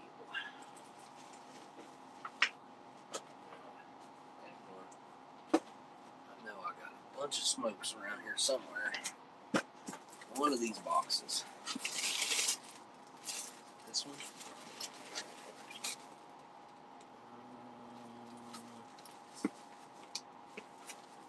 Excuse me. Coffee. Not that one.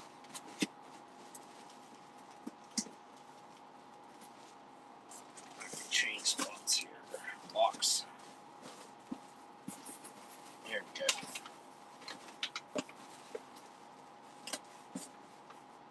Alright. Those are open. Those are open.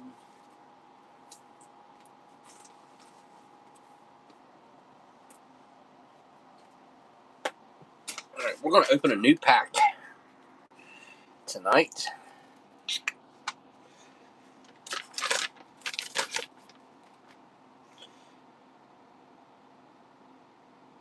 I'm not going to be able to pronounce this. Oh, wait, maybe I will. Sabitsky. Sabitsky.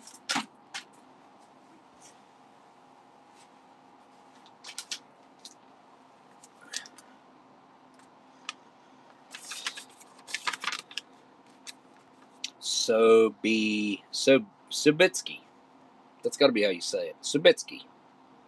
Sobieski. Sabitsky.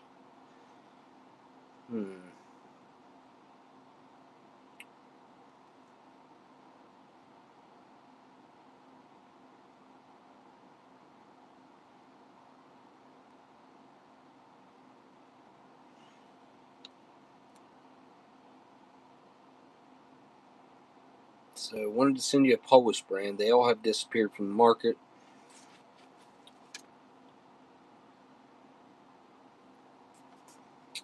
Since the 1950s. This version is since the 90s. Of course, this pack is fresh.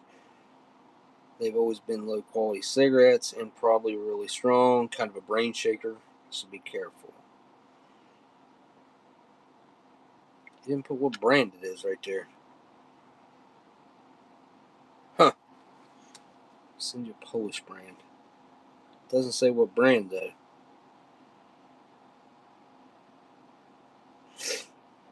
You had to do process of elimination.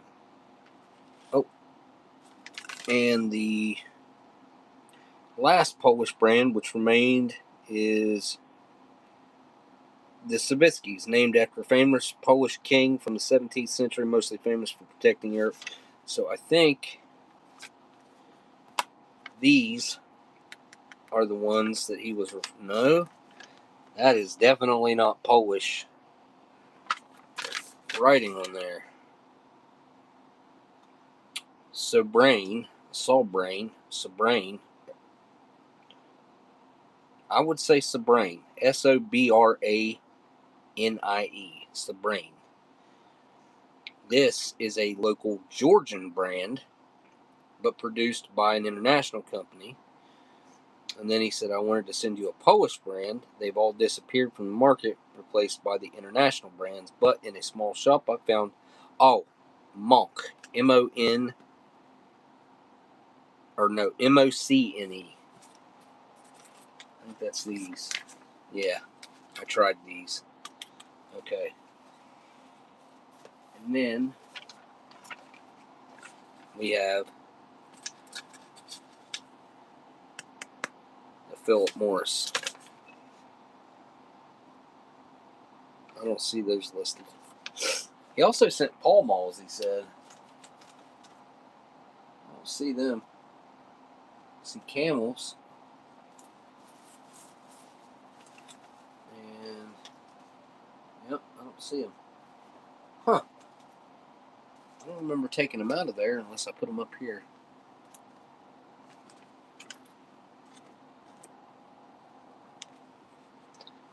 Got these French ones. These aren't open either.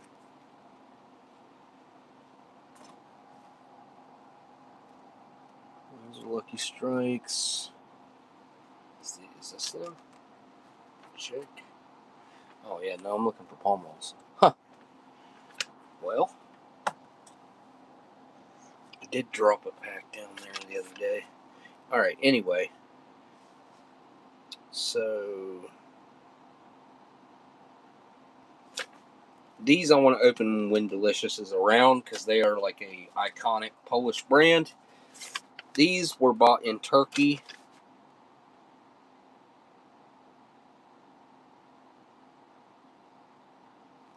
And he didn't really know anything about these ones. I don't want to overpack them where they get hard to draw off of. Did that to a pack the other day and it was kind of ruined it. I had to reverse pack them. That didn't turn out too well. These packs are really cool because they're die cut on the sides. See that? It's got a 45-degree cut all the way up. Every corner is rounded by a 45-degree cut. Pretty cool. I kind of like that. It's like it's not so hard edged in your pocket. I mean, the bottoms are still sharp, but still, I like the soft edges. I think that's a good idea. All right, here we go. International pack.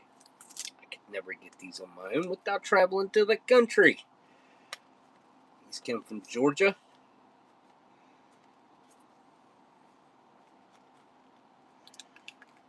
Okay, kind of fancy. That matches. I like that black foil right there too. It's pretty nice. Look at that tax stamp on the back. Oh yeah, a little peppermint right there. That's what I think. That's what it actually might be. It's a peppermint. Look at that. Look at the imprint. That's something else. Kind of smells like perfumey. Oh, no way. Oh, these are different.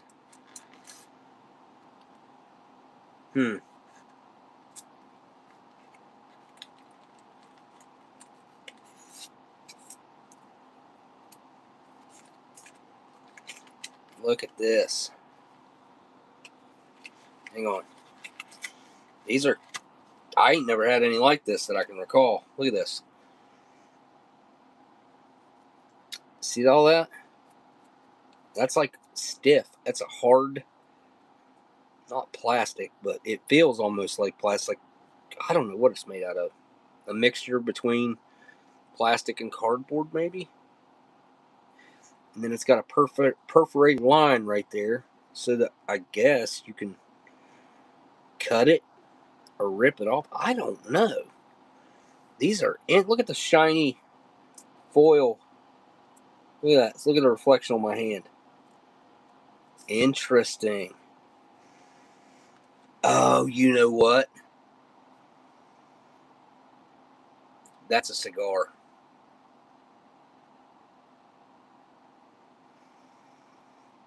I think. I don't know. I can't tell. But with the black paper like that, maybe not. Hang on.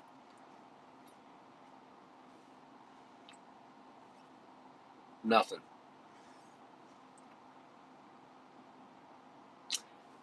Ain't nothing to it but to do it. Let's just try it out and see what it's like, I guess. Oh, I'm out of matches.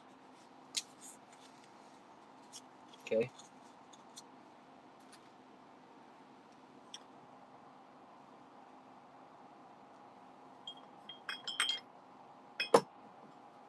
Okay.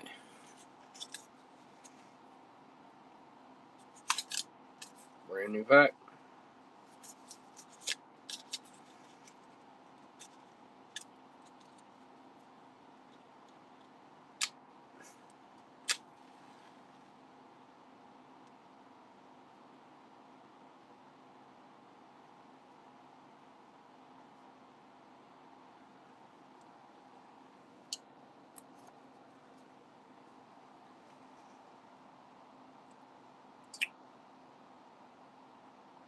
Huh.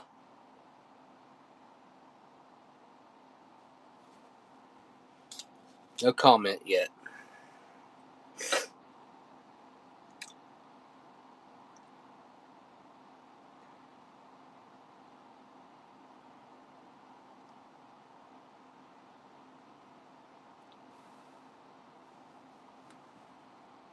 different. I'd venture to say very different. Not mini cigarillo or mini cigar different. No, this is a cigarette. It has a very odd numbing quality. I thought that it was just going to be like that first hit. No. It persisted through the second.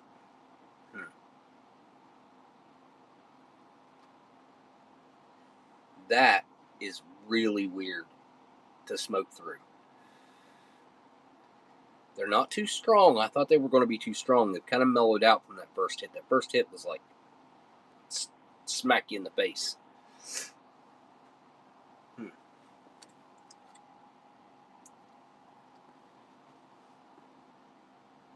There is a weird numbing quality to it, though. It's kind of like I can't place my finger on what that taste is.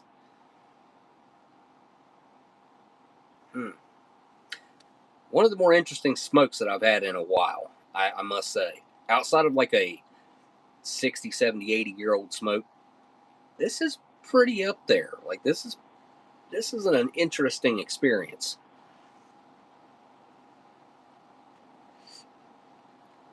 It's a little harsh.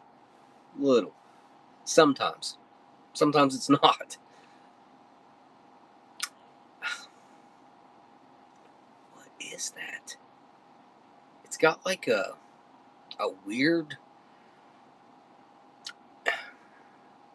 I don't even know how to describe it.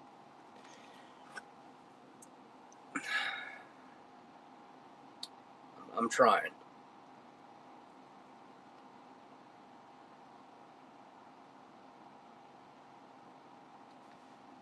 See, that was really smooth. No harshness. That was good. Strong, but not harsh.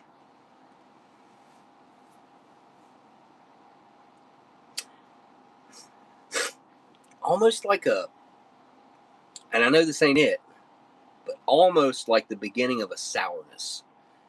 But it's not like eating something sour. It's like inhaling dust of something sour, if that makes sense. If you get it on your tongue. Because I taste it on my tongue. It's a feeling too. I think that's where that numbing sensation's coming from.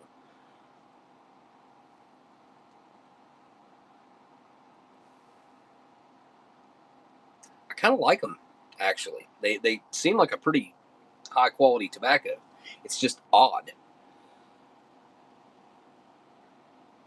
Munchie's coming soon. I hope not. I mean, you never know. I don't even know where these are from, actually. I think they're from... Where do you say these are from? Georgia, maybe? These are... Serene. Probably a local Georgian brand, but produced by an international company. Wow. December of 23. They just put the date right on the bottom. So these are not 3 years old, 2.5 years old. Not 2.5 years old. So, roughly 2 years, some months. Certainly an interesting looking smoke.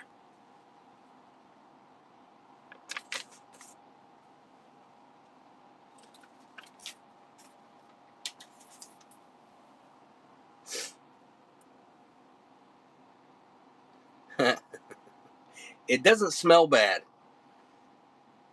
They don't smell bad.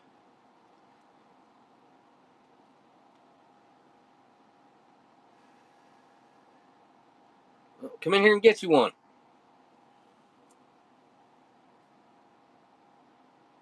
I'd say these are probably on the higher end of the brands that they have. I could be wrong, but it's definitely a higher quality tobacco than most American cigarettes, if not all, outside of maybe American Spirits or something.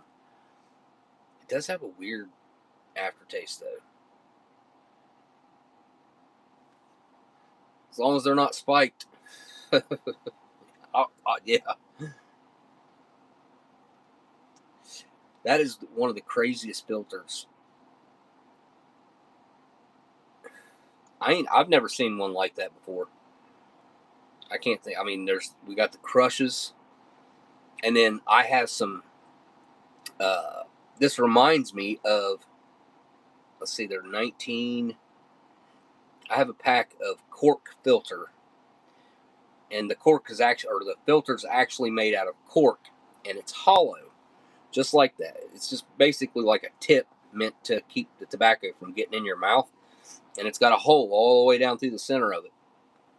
And they are like 1929 or 1919. It's the oldest smokes I've ever seen, and they have cork filters on them with a hole all the way through the center of them. I might have them right here somewhere.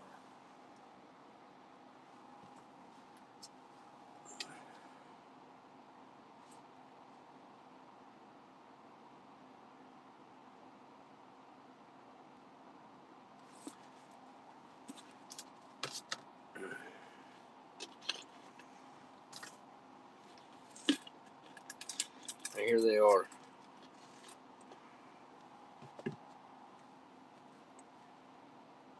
London Life. What does it say? Cork tip. This is the oldest pack of smokes that I have.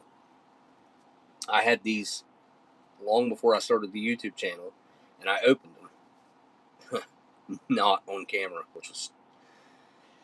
Yeah, well, anyway. Look at that. Look at the packaging. Hang on, let me turn this light off. Look at this. This is how... Look at the quality. You get a certificate, or it's a coupon. Wow. London Life coupon, half-cent cash. Half a cent. As listed on 5 different backs. That is so cool. I forgot this was even in here.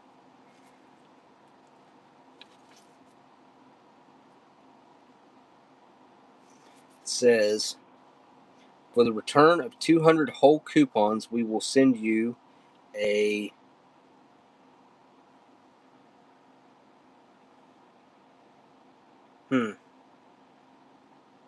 something written in cursive that I can't...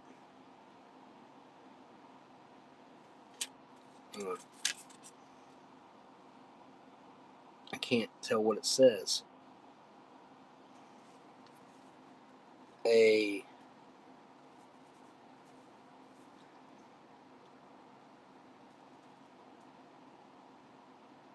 don't know what that is. German silver cigarette case.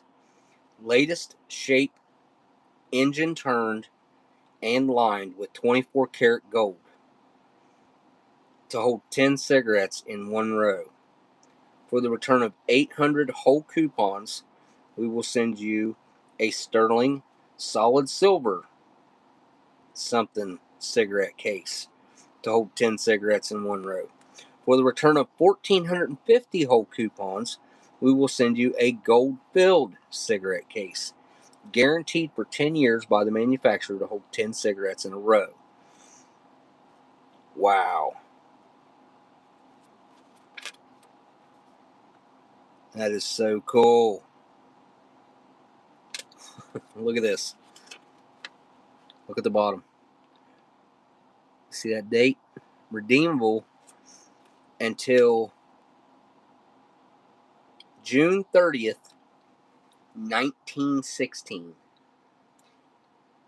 These predate the Federal Reserve by... that was 1919, right? So by 3 years, well, actually these are 1913, I believe. Let's see what else is in here. What is this? Most extraordinary. I don't know. It's just like a little piece of paper.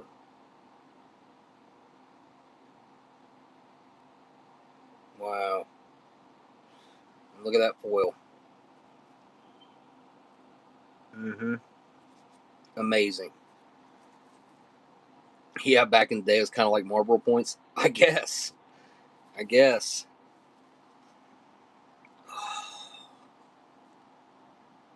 They smell so good.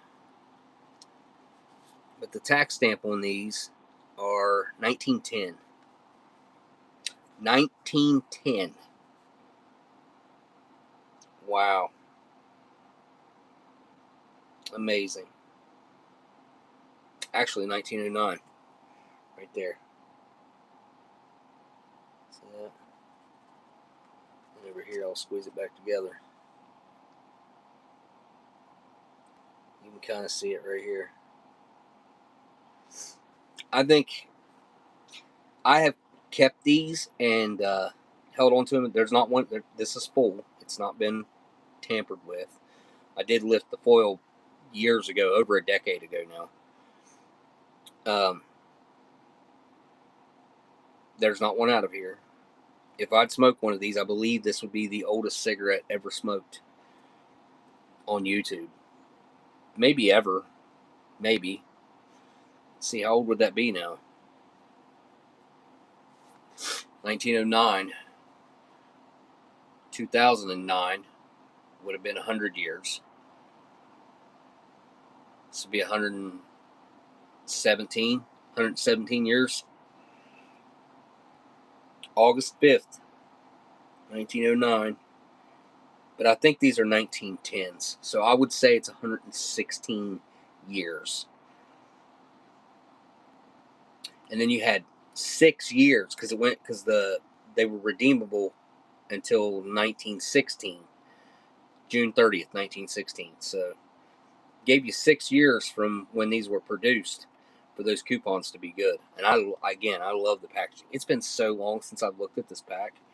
It is so cool, and it's in mint condition. I took the cellophane off of this. This did have a plastic wrap around it. I don't know if it was factory or somebody else put it on there. It probably was factory, but it's in fantastic condition. Factory number 7, 3rd District, New York. Pretty cool. It's not every day you see a 116-year-old pack of smokes, right? I got a couple other cool packs in here too. This one, I believe. Hang on. Some green chiclets gum. Trying to add some of that mint to it. Oh, come on. There we go. That's what I thought.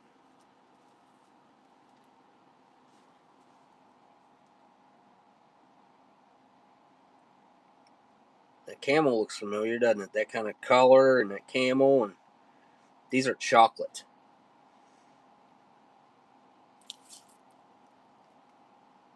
I don't know if these are chocolate flavored cigarettes or if they're actually chocolate.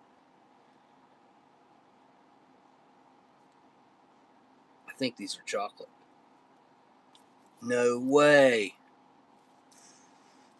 No way. I thought these were chocolate flavored cigarettes. There's 10 of them in there. There's only 10, so I'll bet you these are chocolate. Wow. Look on the side. Hang on. See the ingredients? Cocoa butter, sugar, cocoa, milk powder, and made with lectin added. No way. Look at this. They got two top.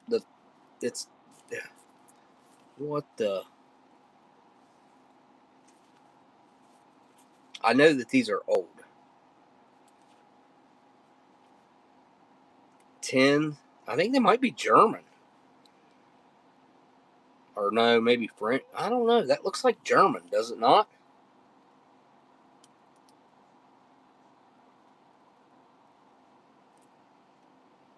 That look. Focus. German. I think these are German. Stabaken. Milk chocolate. Milk chocolate. Chocolate. Cacao, 25%. 25%? Wow. 25 grams.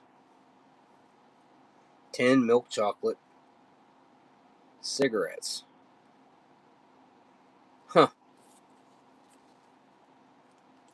Now I am super curious. These might be food. What a crossover. Smokes and food. Wow.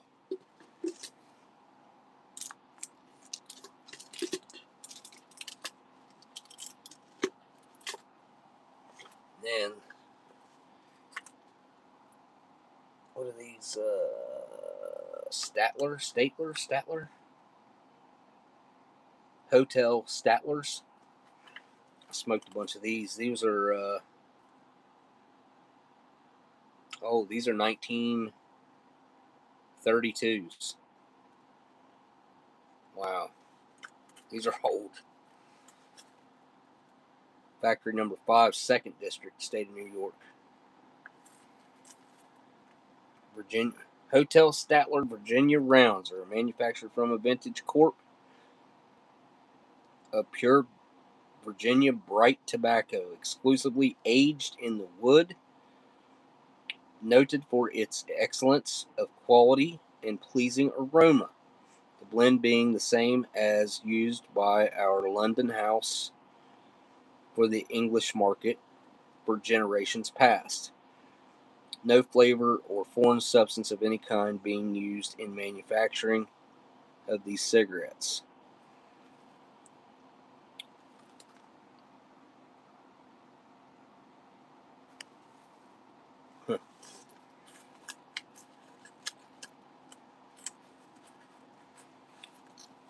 Got about 6 of these left.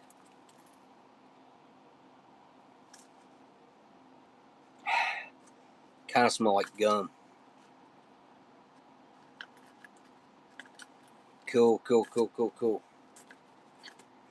Anyway, that was exciting. Been a while.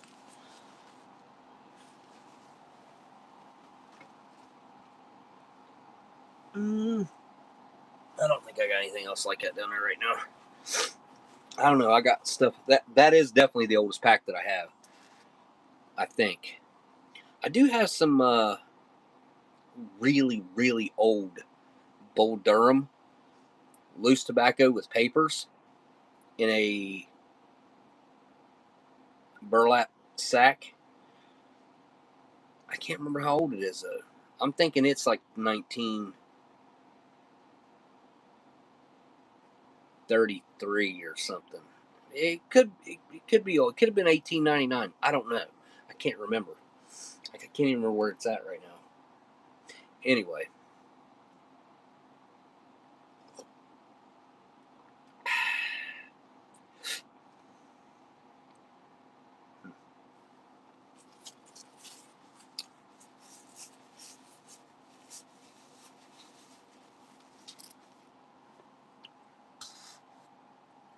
I think I'd rather have the orange right now. Hey, Kaylin. Later, Wilcox.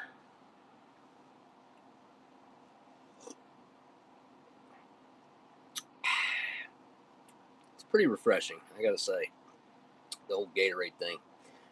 I really don't need this. It's got a bunch of sodium in it. Right? I'm curious how much sodium is in this drink mix.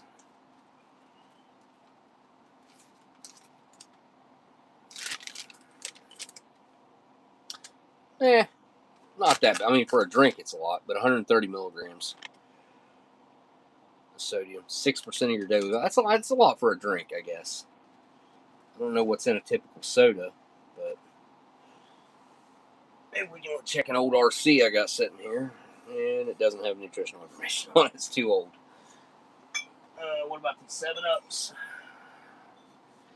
Oh, nothing there either. Well, anyway. All right. Well, these were fantastic. What an experience. I'm honored and grateful to have been able to try these, and I will enjoy the rest of these.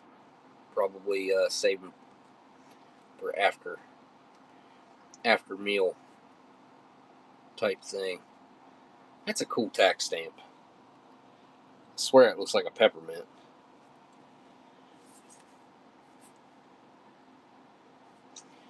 There's a lot of stuff on there I don't understand, and there's a cool symbol over here too.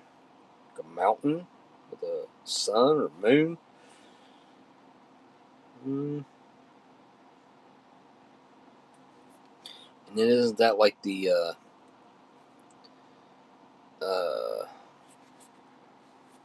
what's that symbol called? The flower of life? Is that what it's called? Something like that. All right. Well, I am going to wrap this up, folks. Oh, real quick, while I still got some of y'all in the chat, what did you guys think of the Artemis 2? I'm curious to hear what your opinions are. Nothing's off limits here. Say what you want. Say what you feel. Be real about it. And I'm genuinely curious as to what your thoughts are on what you saw.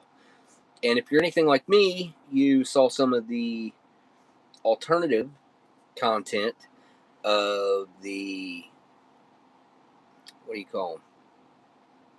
Blunders, mistakes, things that shouldn't have happened. I mean, we had the gondola that was leaving as the shuttle was getting ready to take off. We had,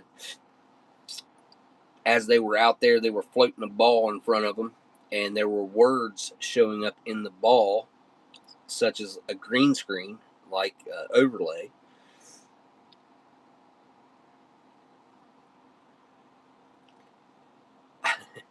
It's definitely real because the Boomer News told us so. Okay, Chusik.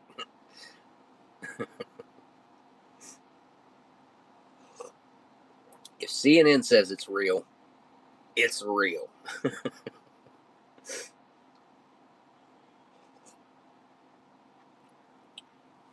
Spicy Tuna Roll says AI. Look, here's what people need to also take into consideration when it comes to AI abilities. Now, I think and I believe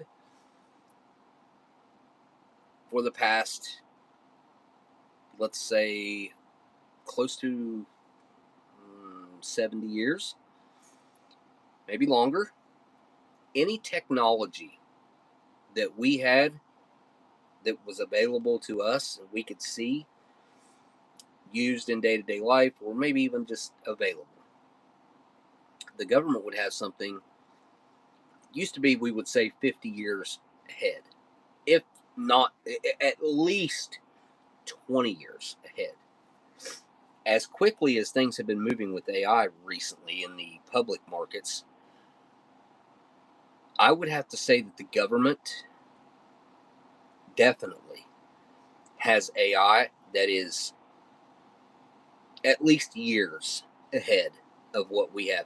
Now, I think a year's worth of progress, like the equivalent of a year's worth of progress 5 years ago and on, now 5 years of progress happens in 2 to 3 months.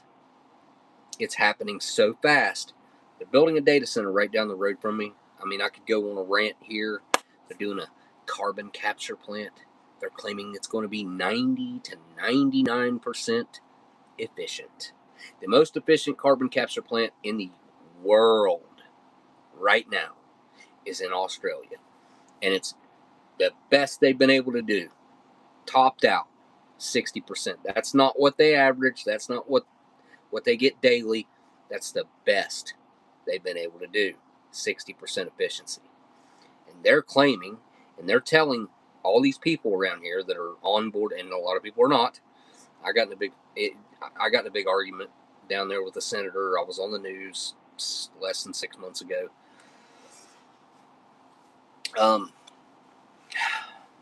So they're putting 2 data centers within 10 to 15 minutes of my house. Another one where my dad's side of the family lived, which is about 30-ish miles from here. The way the crow flies, it's probably a little less than that. But the road follows the river, so it's, 2 data centers right here. They've got another plant right down the road, Nucor. They just built another one. They're building a jet fuel refinery right down the road that's got a 5-mile blast radius. But anyways, back to Artemis 2. I think that the government has technology, mainly AI, but everything else too. But their AI is at least years ahead of what we have and what we can see, right? That's pretty much a given that they're keeping the best stuff and the most advanced stuff for themselves. Look, you can look this up. You can go look at BlackRock. BlackRock has an AI trader that they've been using since at least 2012. BlackRock makes 250,000 trades per day, and almost every single one of them they make money on. Think about that. That should disgust us all. They've had a cheat code for the past almost 15 years. 14, 13 at least. I actually think they had it earlier than 2012. So, anyway.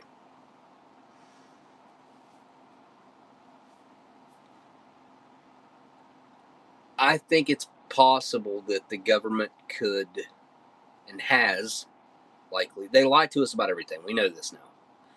Anybody who pays attention to anything that they claim or tell us, they lie. They cheat. They steal from us. It's became their sole mission. That's all they do. I could stand here and dog on that all day. When it comes to the Artemis 2, I have watched enough of Buzz Aldrin and the Mitchell guy that was the pilot that was piloting around the moon while Buzz and Neil were down on the moon, supposedly. It's just like that Red Hot Chili Peppers song. Space may be the final frontier, but it's filmed in a Hollywood basement. Oh, Kubrick. Yeah, I don't know what to believe about that. I hear people say that what's out there is not him right before he died, like exposing it and saying, "Yeah, we filmed it, and that's my footage," which they admit that's they fed us stuff that they filmed here. They admit that. There's a lot of stuff like that out there.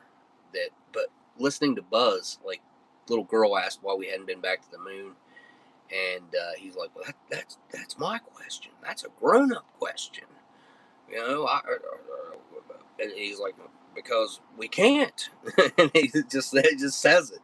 This is his elderly years. This happened in the last 5-7 years. Interesting to hear old Buzz talk. They took him up to Antarctica.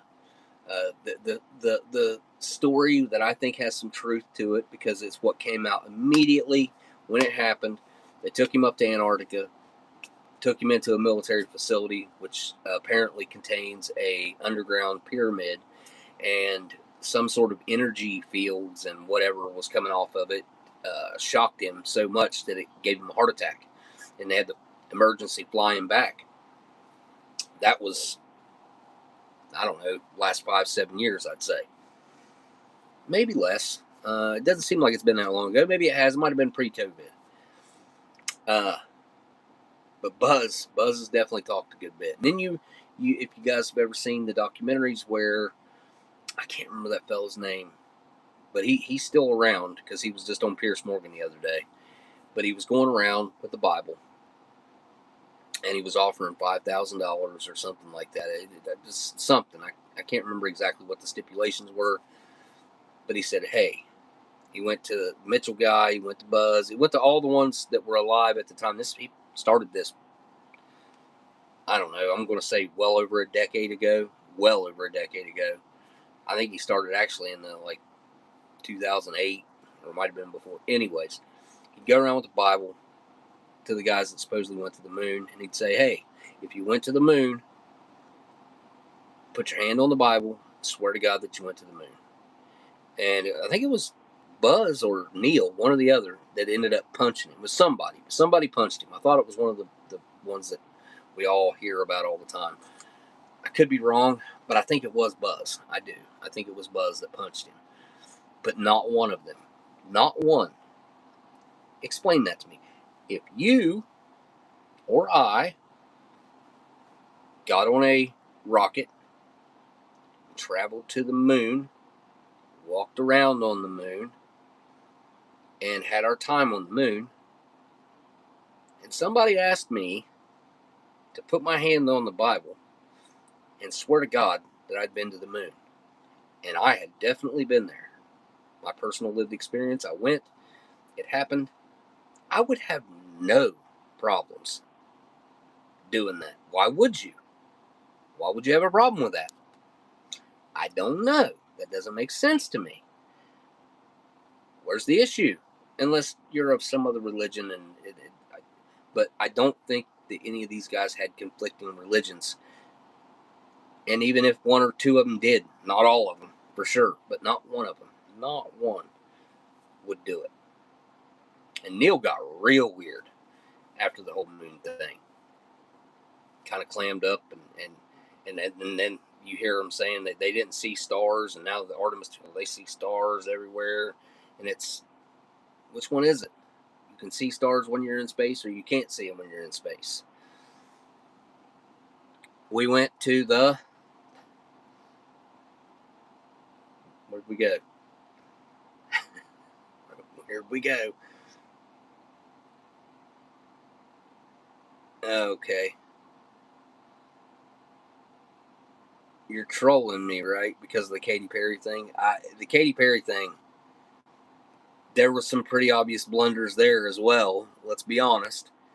Like, they were supposed to be in that sealed capsule that could only be opened from the outside, and Bezos went up to it, and it opens up. Now, I don't think that you could put humans in a capsule that could have, or did, land in the ocean, and them not be able to open the freaking thing up, because it could have sunk. And then they couldn't have opened the door and got out. Like, no, that's never made sense to me, what they claimed. And I think that it was certainly possible for them to open the door from the inside, but I could be wrong. I think the way they explained it, it was designed to not be able to be opened from the inside. But yeah, we went to Hollywood, and we definitely, well, they admitted that was part of it the first go round. And with the whole, well, we lost the technology to go back. Did we? Look, I've been paying attention to like thrift stuff and discoveries for a long time, because I'm a collector. I have been for a long time. This was probably back in the late single, like 2009, 10, maybe even before then. But there was a NASA person that passed away that had all of the machinery and recordings in the basement of his house. Why? Because NASA was throwing it away, and somehow or another, he got that stuff home, and it was all there. The government come in and confiscated it, but they claim to have lost the original films. The most important space-related anything was the proof, the film that we went. And they lost it? They misplaced it. Are you kidding me? They play us and they treat us like we're idiots. I'm kind of getting sick of it, to be quite honest. It's not fair. The Rockefeller education system was set up so that you would not become smart enough to work your way out of their 9-to-5 system. He laid it all out exactly how he wanted it done. And that's how it was done. And that's how it's still done to this day. Think about how much the world's changed. Just in the last 20 years, since my kids, the last 25 years, since my kids were born. Let's just say the last 25 years since my kids were born, the world has made more technology progress in the last 25 years than it has for the previous 1,000 years, 2,000 years. I don't know. Put a number on it. It can be as big as you want, I think. We've made more progress in the last 25 years than we did all of the previous recorded time when it comes to technology. That's insane. Then take into account our education system is exactly the same right now as it was in the 50s. Defend me for what? I'll say what I want. You, Amber, don't worry about it. Our education system is trash. It's broken. Well, no, it's not. It performs exactly as intended. Exactly as intended. It's not good. If you want to see a proper or a somewhat updated, I guess you could say, modernized education plan and system, look up what Elon Musk does with his kids. Look up how he educates his children. It's interesting. It makes all the common sense in the world. Kids can't read a clock.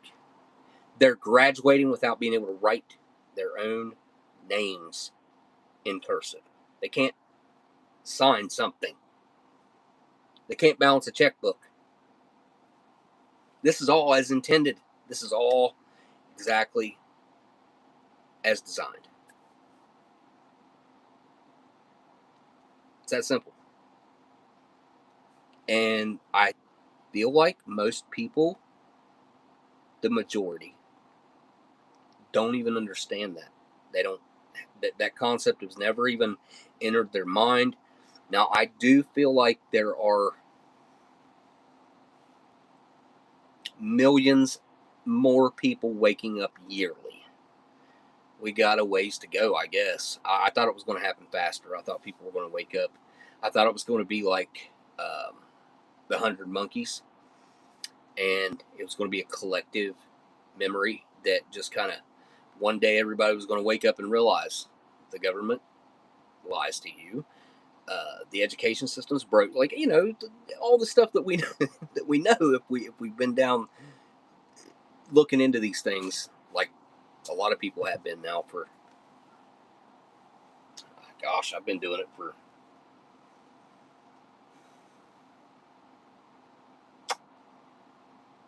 2007, 2008, somewhere along in there. 2007, I remember, was whenever I realized that we had been lied to horribly about 9/11. That was a turning point for me as far as how I looked at everything. But so I honestly, I didn't watch a ton of the Artemis stuff. The stuff that I did see and I did watch a little live. Like, I'd click into it every now and again and kind of check in and see what was going on.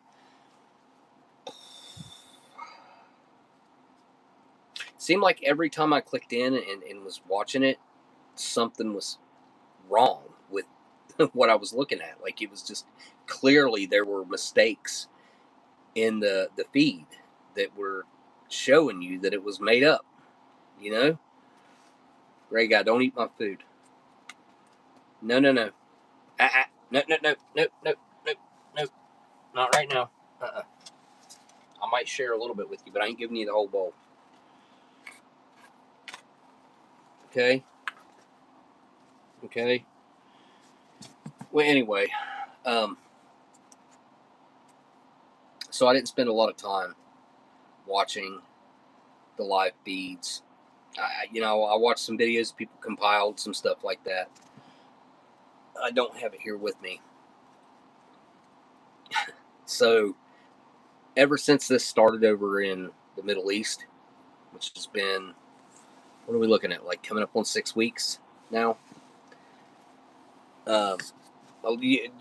You folks that have been around for a while know that I have tons of footage of, I don't know, I call them plasma balls and other things, crafts, whatever you want to call them. Right here, I see them. I've been seeing them for, I think this is the 5th year, consistently. But when all that started in the Middle East, all this stopped. I stopped getting the feeling like. Anyways, I'm not even going to get into that. 5 nights ago, 7 nights ago, 6 nights ago, they came back, and they came back heavy. I did film it with the other iPhone, the newer iPhone that I have. Filmed a bunch. One flew right over top of me, and disappeared, like right on camera. It's pretty good, actually. But so I filmed all this, and I was just kind of done filming it. I watched enough of it, and I was getting ready to come in the house. I was standing out back, and straight that way, I saw an orange, what looked to be on fire, ball falling straight down out of the sky at a pace of about, like when I seen it come through wherever, when it first hit my eyesight, it's way up here, and it was falling about at that pace. It wasn't super slow, and it wasn't super fast. Like it had a tail, as far as my eyesight goes, pretty good sized tail, pretty nice length streak falling behind it. And if you knew exactly where I lived, where I was at on the river, which way north, south, east, and west were, I think what I saw was towards Pittsburgh-ish area. So a couple of days later, I'm not even done yet. So that one falls down out of the sky, and it falls down until it goes behind trees and stuff, and I can't see it anymore, right? Then, I don't know, a few minutes later, because I didn't stay out there very long, so maybe between 2 and 5 minutes later, another one, not orange, but green, came down in a similar, it wasn't the same place, but it would have been more towards Ohio, probably, maybe. It's really hard to judge, but I think it would have been closer to Ohio than it would have been Pittsburgh area, which is also right where West Virginia is at too. But so orange one, then green one. 2-3 days later, I was scrolling my YouTube feed, and Tim Pool, one of those YouTube political commentator guys, lives in West Virginia up there. Well, anyways, he had footage of exactly what I saw falling in Pittsburgh. It had to be the same thing that I saw. I don't know if our timelines line up, but these things are falling out of the sky all over the place. And I saw 2 of them, one orange, one green. I have seen many things like this over the years because I go outside and I watch and film. And I've had experiences that are unbelievable. I tell you, I've told some people, they think I'm crazy. They don't believe it. It's fine. It's fine. I don't care. Actually, I don't care because I know what I've seen. So last week, Matt Gaetz, what was he, a senator? Matt Gaetz, he was anyway, it doesn't matter. He was a government official. I don't know if he's trolling or if someone's trolling him and he was dumb enough to say it when they were trolling him, but he came out and said that the government is allowing them to capture humans and breed, making hybrids. He said a high-ranking government official in a military uniform, he didn't say who, I'm sure he knows him, told him this.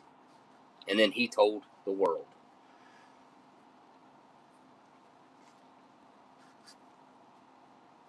I don't know if that's true or not. I feel like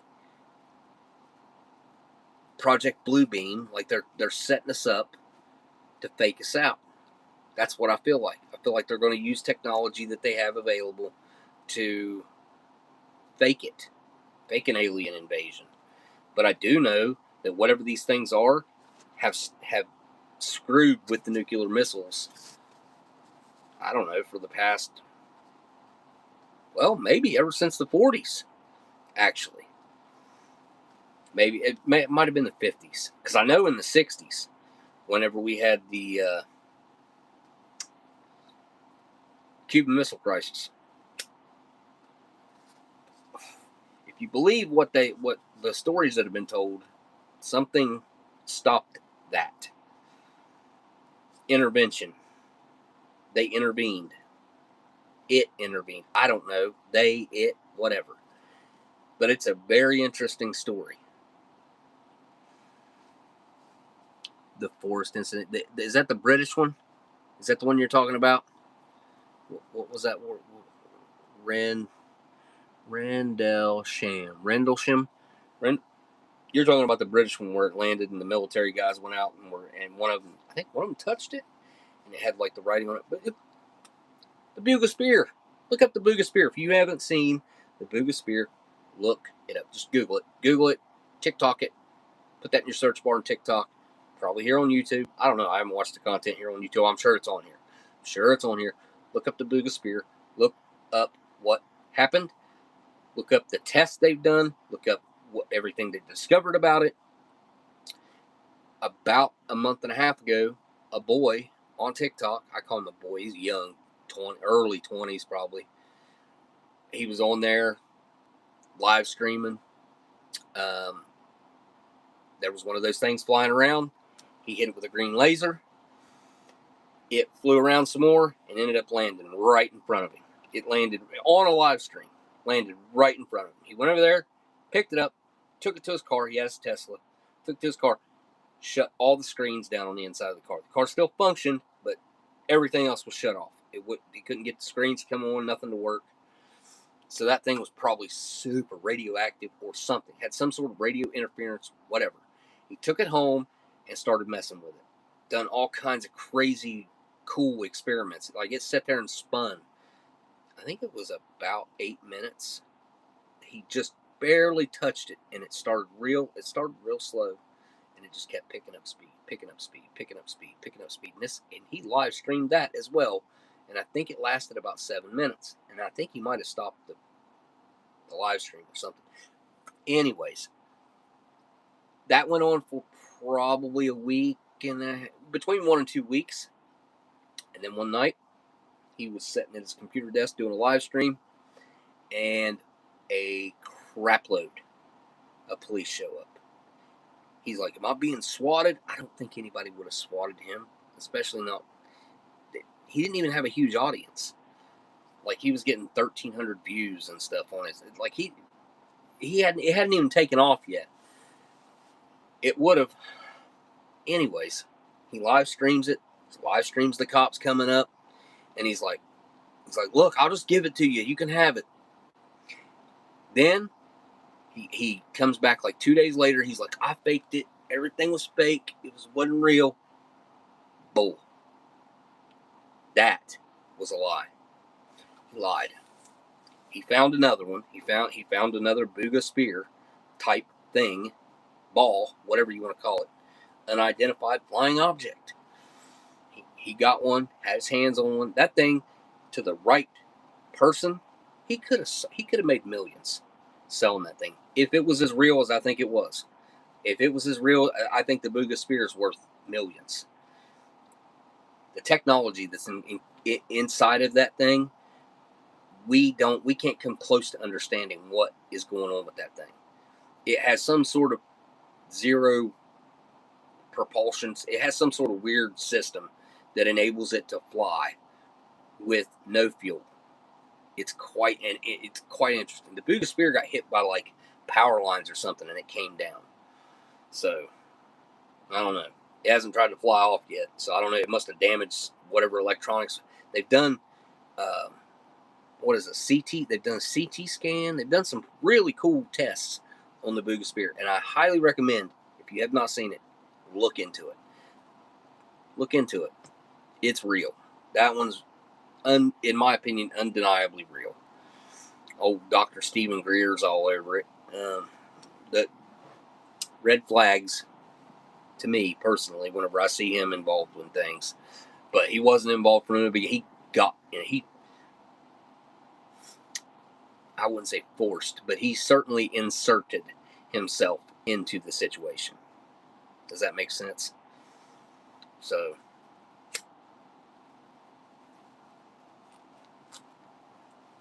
anyway,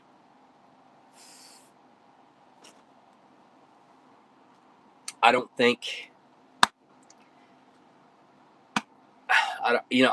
honestly, I don't know what to think about Artemis. I haven't made up my mind one way or the other. And I'm not convinced that all these things that I see all the time and other people see and film, and we've got unidentified objects being filmed all the time, daily, a lot, daily. I'm not convinced that these things are coming from somewhere. I'm not it's very possible that they are coming from here somewhere. That's kind of what I'm leaning more towards.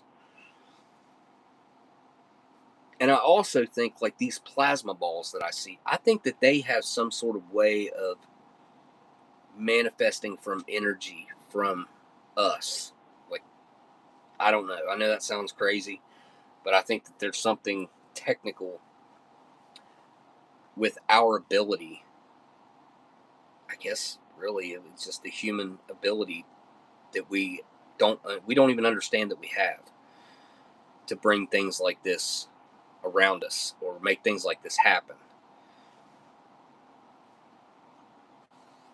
I could bring any one of you guys here, as long as like I said, it slowed down and actually stopped for a while because of what's going on in the Middle East.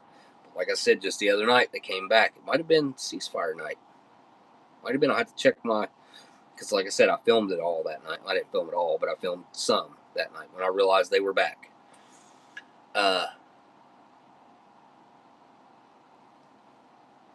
As long as it's a normal night, I could bring any one of you guys here, and you could see what I see, and you would leave here convinced. There's no way that you wouldn't.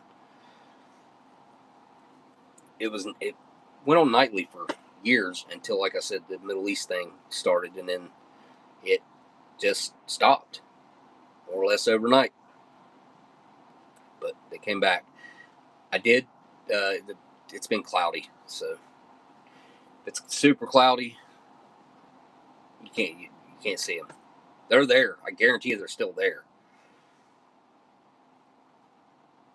and they're flying super low. These things.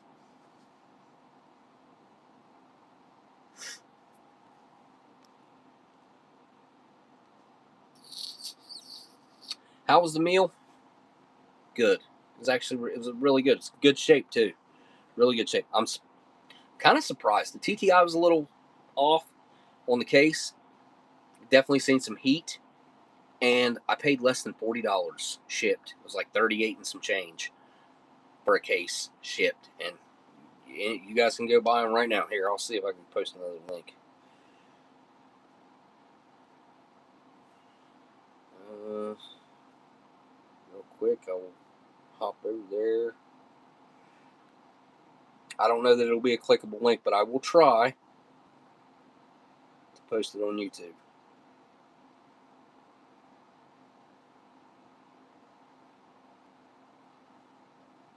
There you go. There you go. Hopefully that's a clickable link. Tax was good. Tax.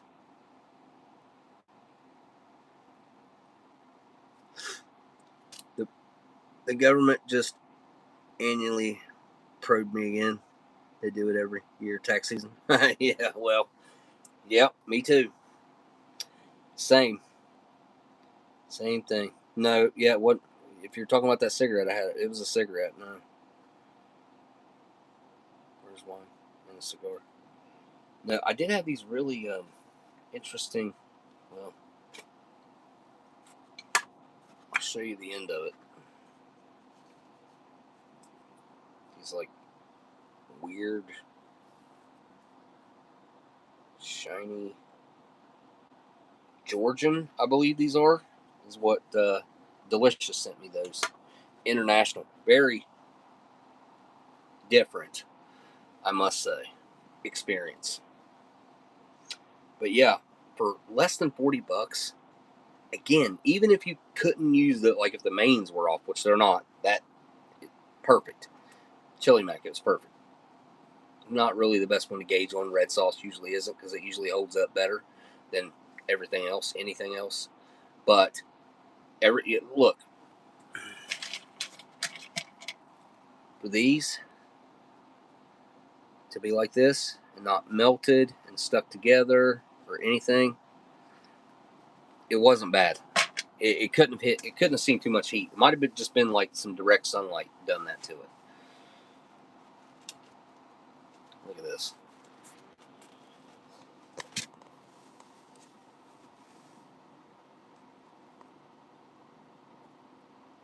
He's awesome.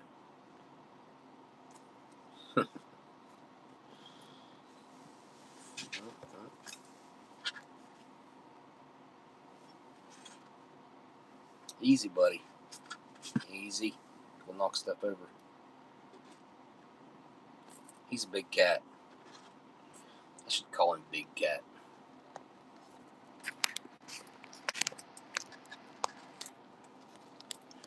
Yeah, right. You can't get away. Like a couple of years ago, I brought a few out. They were new to me, and was kind of talking safety. Really, no ammo, just safety. And I'll be if they didn't take it down, took my stream down immediately. I mean, I guess it had them out for a few minutes, and I don't know if somebody in the chat flagged me or just AI algorithm. Freaking AI. It will be the downfall of humans. That's a topic we could talk about for hours. Y'all watched much of that Sam Altman guy? It was supposed to be OpenAI. It is not. It is supposed to be a non-profit. Open source. And Elon is currently suing him because of that. Because he's made it a for-profit. But not only that, it's like, oh, that guy. He's the guy that carries around the backpack with the kill switch for AI. That's the kind of fear that he has. The guy that's running the stuff knows how dangerous it is. I said something about this yesterday or day before. There is a good versus evil element to this that is so apparent to anyone who's even slightly informed on it. When you start looking at this and you understand that this non-human, but they want it to be like a human, there's alarm bells that say this is so wrong. Everything about it is, in my mind, just wrong. And I actually watched a little bit of the guy last night. I think he said within 3 years. He said definitely within 5. They will have human-like appearance and ability to perform tasks. They're going to look like us, and they'll be able to move and perform tasks like us within 5 years. We're going to see this. It's going to happen. The reproduction rate's already way down, and that's on purpose. That is manufactured microplastics, all the pesticides in the foods, the stuff that they're spraying, chemtrails in the air. Go down the list. We're being bombarded 30 different ways, from every which way, from the ground, from the air, from our water, you name it, from our food. You can't get away from our clothing. You can't get away from it. The things that you bathe with, you cannot fully get away from it. Even if you go live off the grid, you're still getting it from the air. I mean, you're way less at risk. And if you grow your own food, even then, like the seeds, even heirloom seeds are contaminated.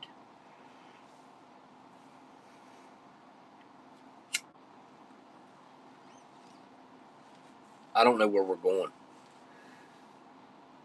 I feel like we're lost with no GPS direction or destination. We're just kind of wandering around aimlessly. Where do we go from here? I think a lot of people have that question. And there is no good answer. There is a good answer, actually. I take that back. We stop this. We stop it because it's wrong. But they won't. The people with the money, the people that want the money, won't allow it to stop. They think they have to beat China.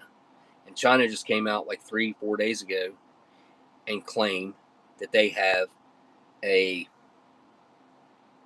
quantum computer already.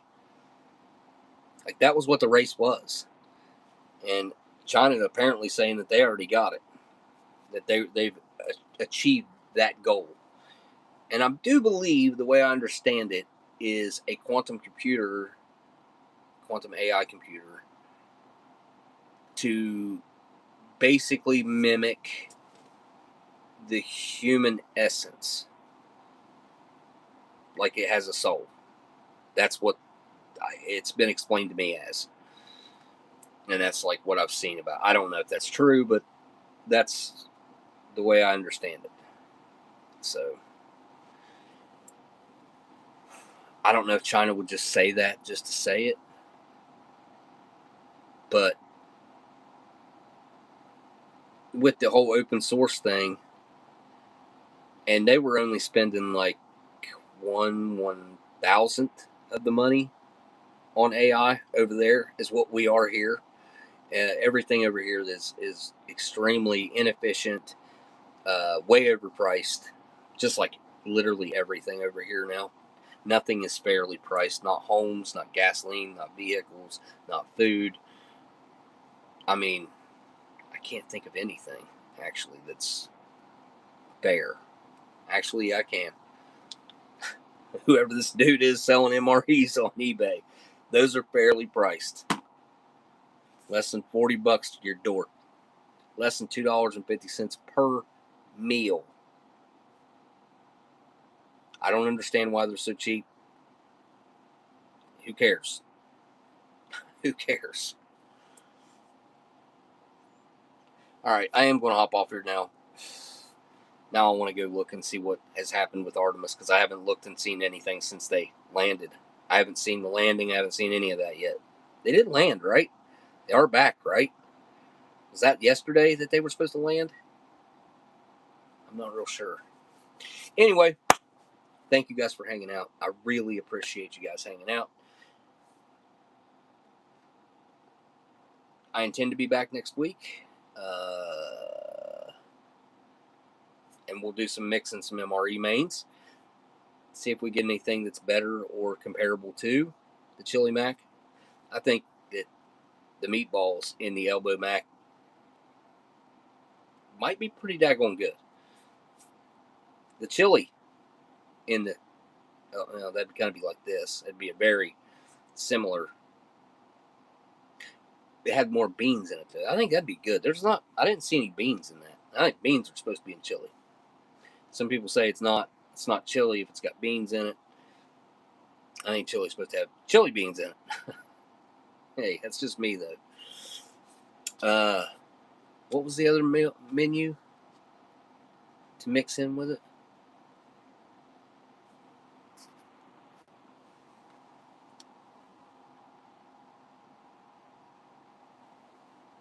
I can't remember. It was meatballs.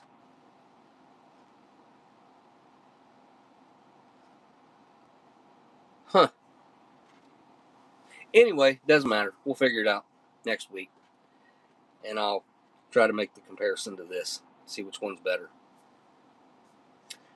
We'll open up 2 MREs. Terminator is moving. You mean like they're building Terminators? Or do you mean the Terminator line on Earth is moving? Because that's true as well. Apparently, the poles are shifting.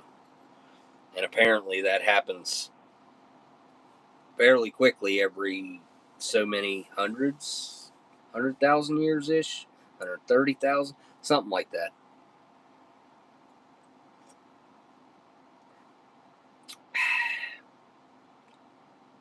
Right?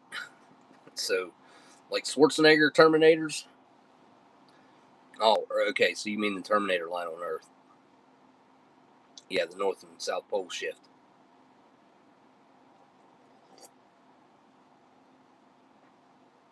Yeah, I think so too. I mean, you got all these doom and gloom predictions out there.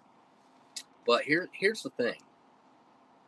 Everything that I just talked about for the last 20 minutes or longer has a negative connotation to it. The way we really fix this is for all of us to make a shift to only talking positive and making positive changes. And then positive changes may include eliminating AI fully, eliminating flock cameras. You have no privacy. But we can be positive. We can be positive. You don't want to give up your privacy for a little bit of safety. You don't want to do that. You gonna drink that orange drink, are you, buddy?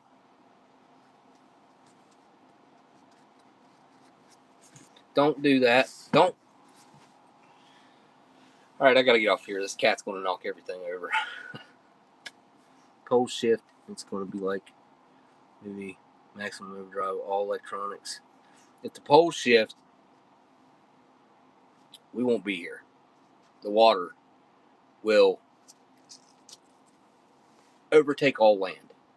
Unless you live, I don't even know if you lived on the top of Everest, if you'd still be all right. The way the water is going to wash over the entire Earth, it's not all going to fly out into space, because this has happened before. Apparently, they say. So, it basically just washes everything away and you start over. Noah's Ark, I believe, was maybe one of those times. I could be wrong. But it was certainly, there was a very, very large flood when that happened. I mean, I think even the records confirm that. That wasn't long enough ago, though, I don't think, for the whole pole shift thing. Could be wrong. But we certainly need to start thinking. If we collectively all thought and spoke positively about everything, everybody just don't focus on any of the negatives anymore. Don't talk about the negatives.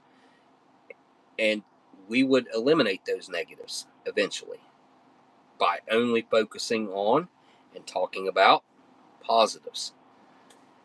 It's a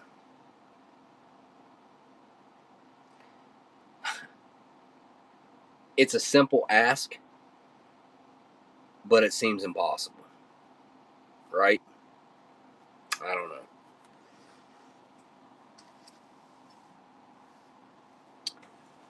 All right, I am actually going to get off here this time, though. It's got to be super late, and I got a mess to clean up and a cat to deal with because he just is all over.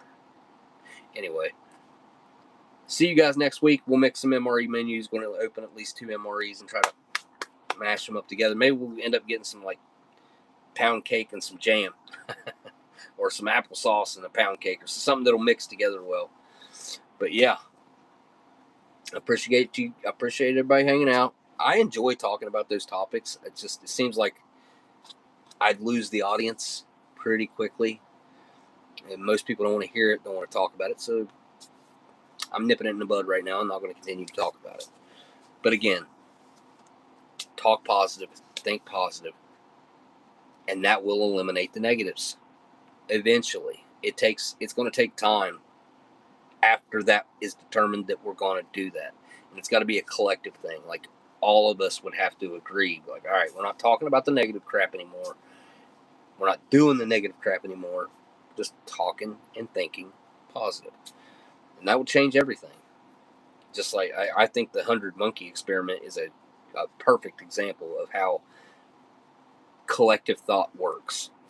And they anyway, I don't want to get into the details. They've got satellites that have been floating around the Earth since the 90s that can measure human energy being positive, negative, and there's like, I don't understand the technical side of it, but after 9/11,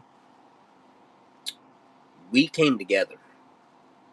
Maybe like no other time in our lifetime, probably similar to what it was like in World War II, but that affected everything, the entire world, by us coming together in a collective, like, patriotic, positive way. Does that make sense? Pretty interesting. I'd like to look that data up again and kind of understand it better. But that seems to have certainly happened. So, all right.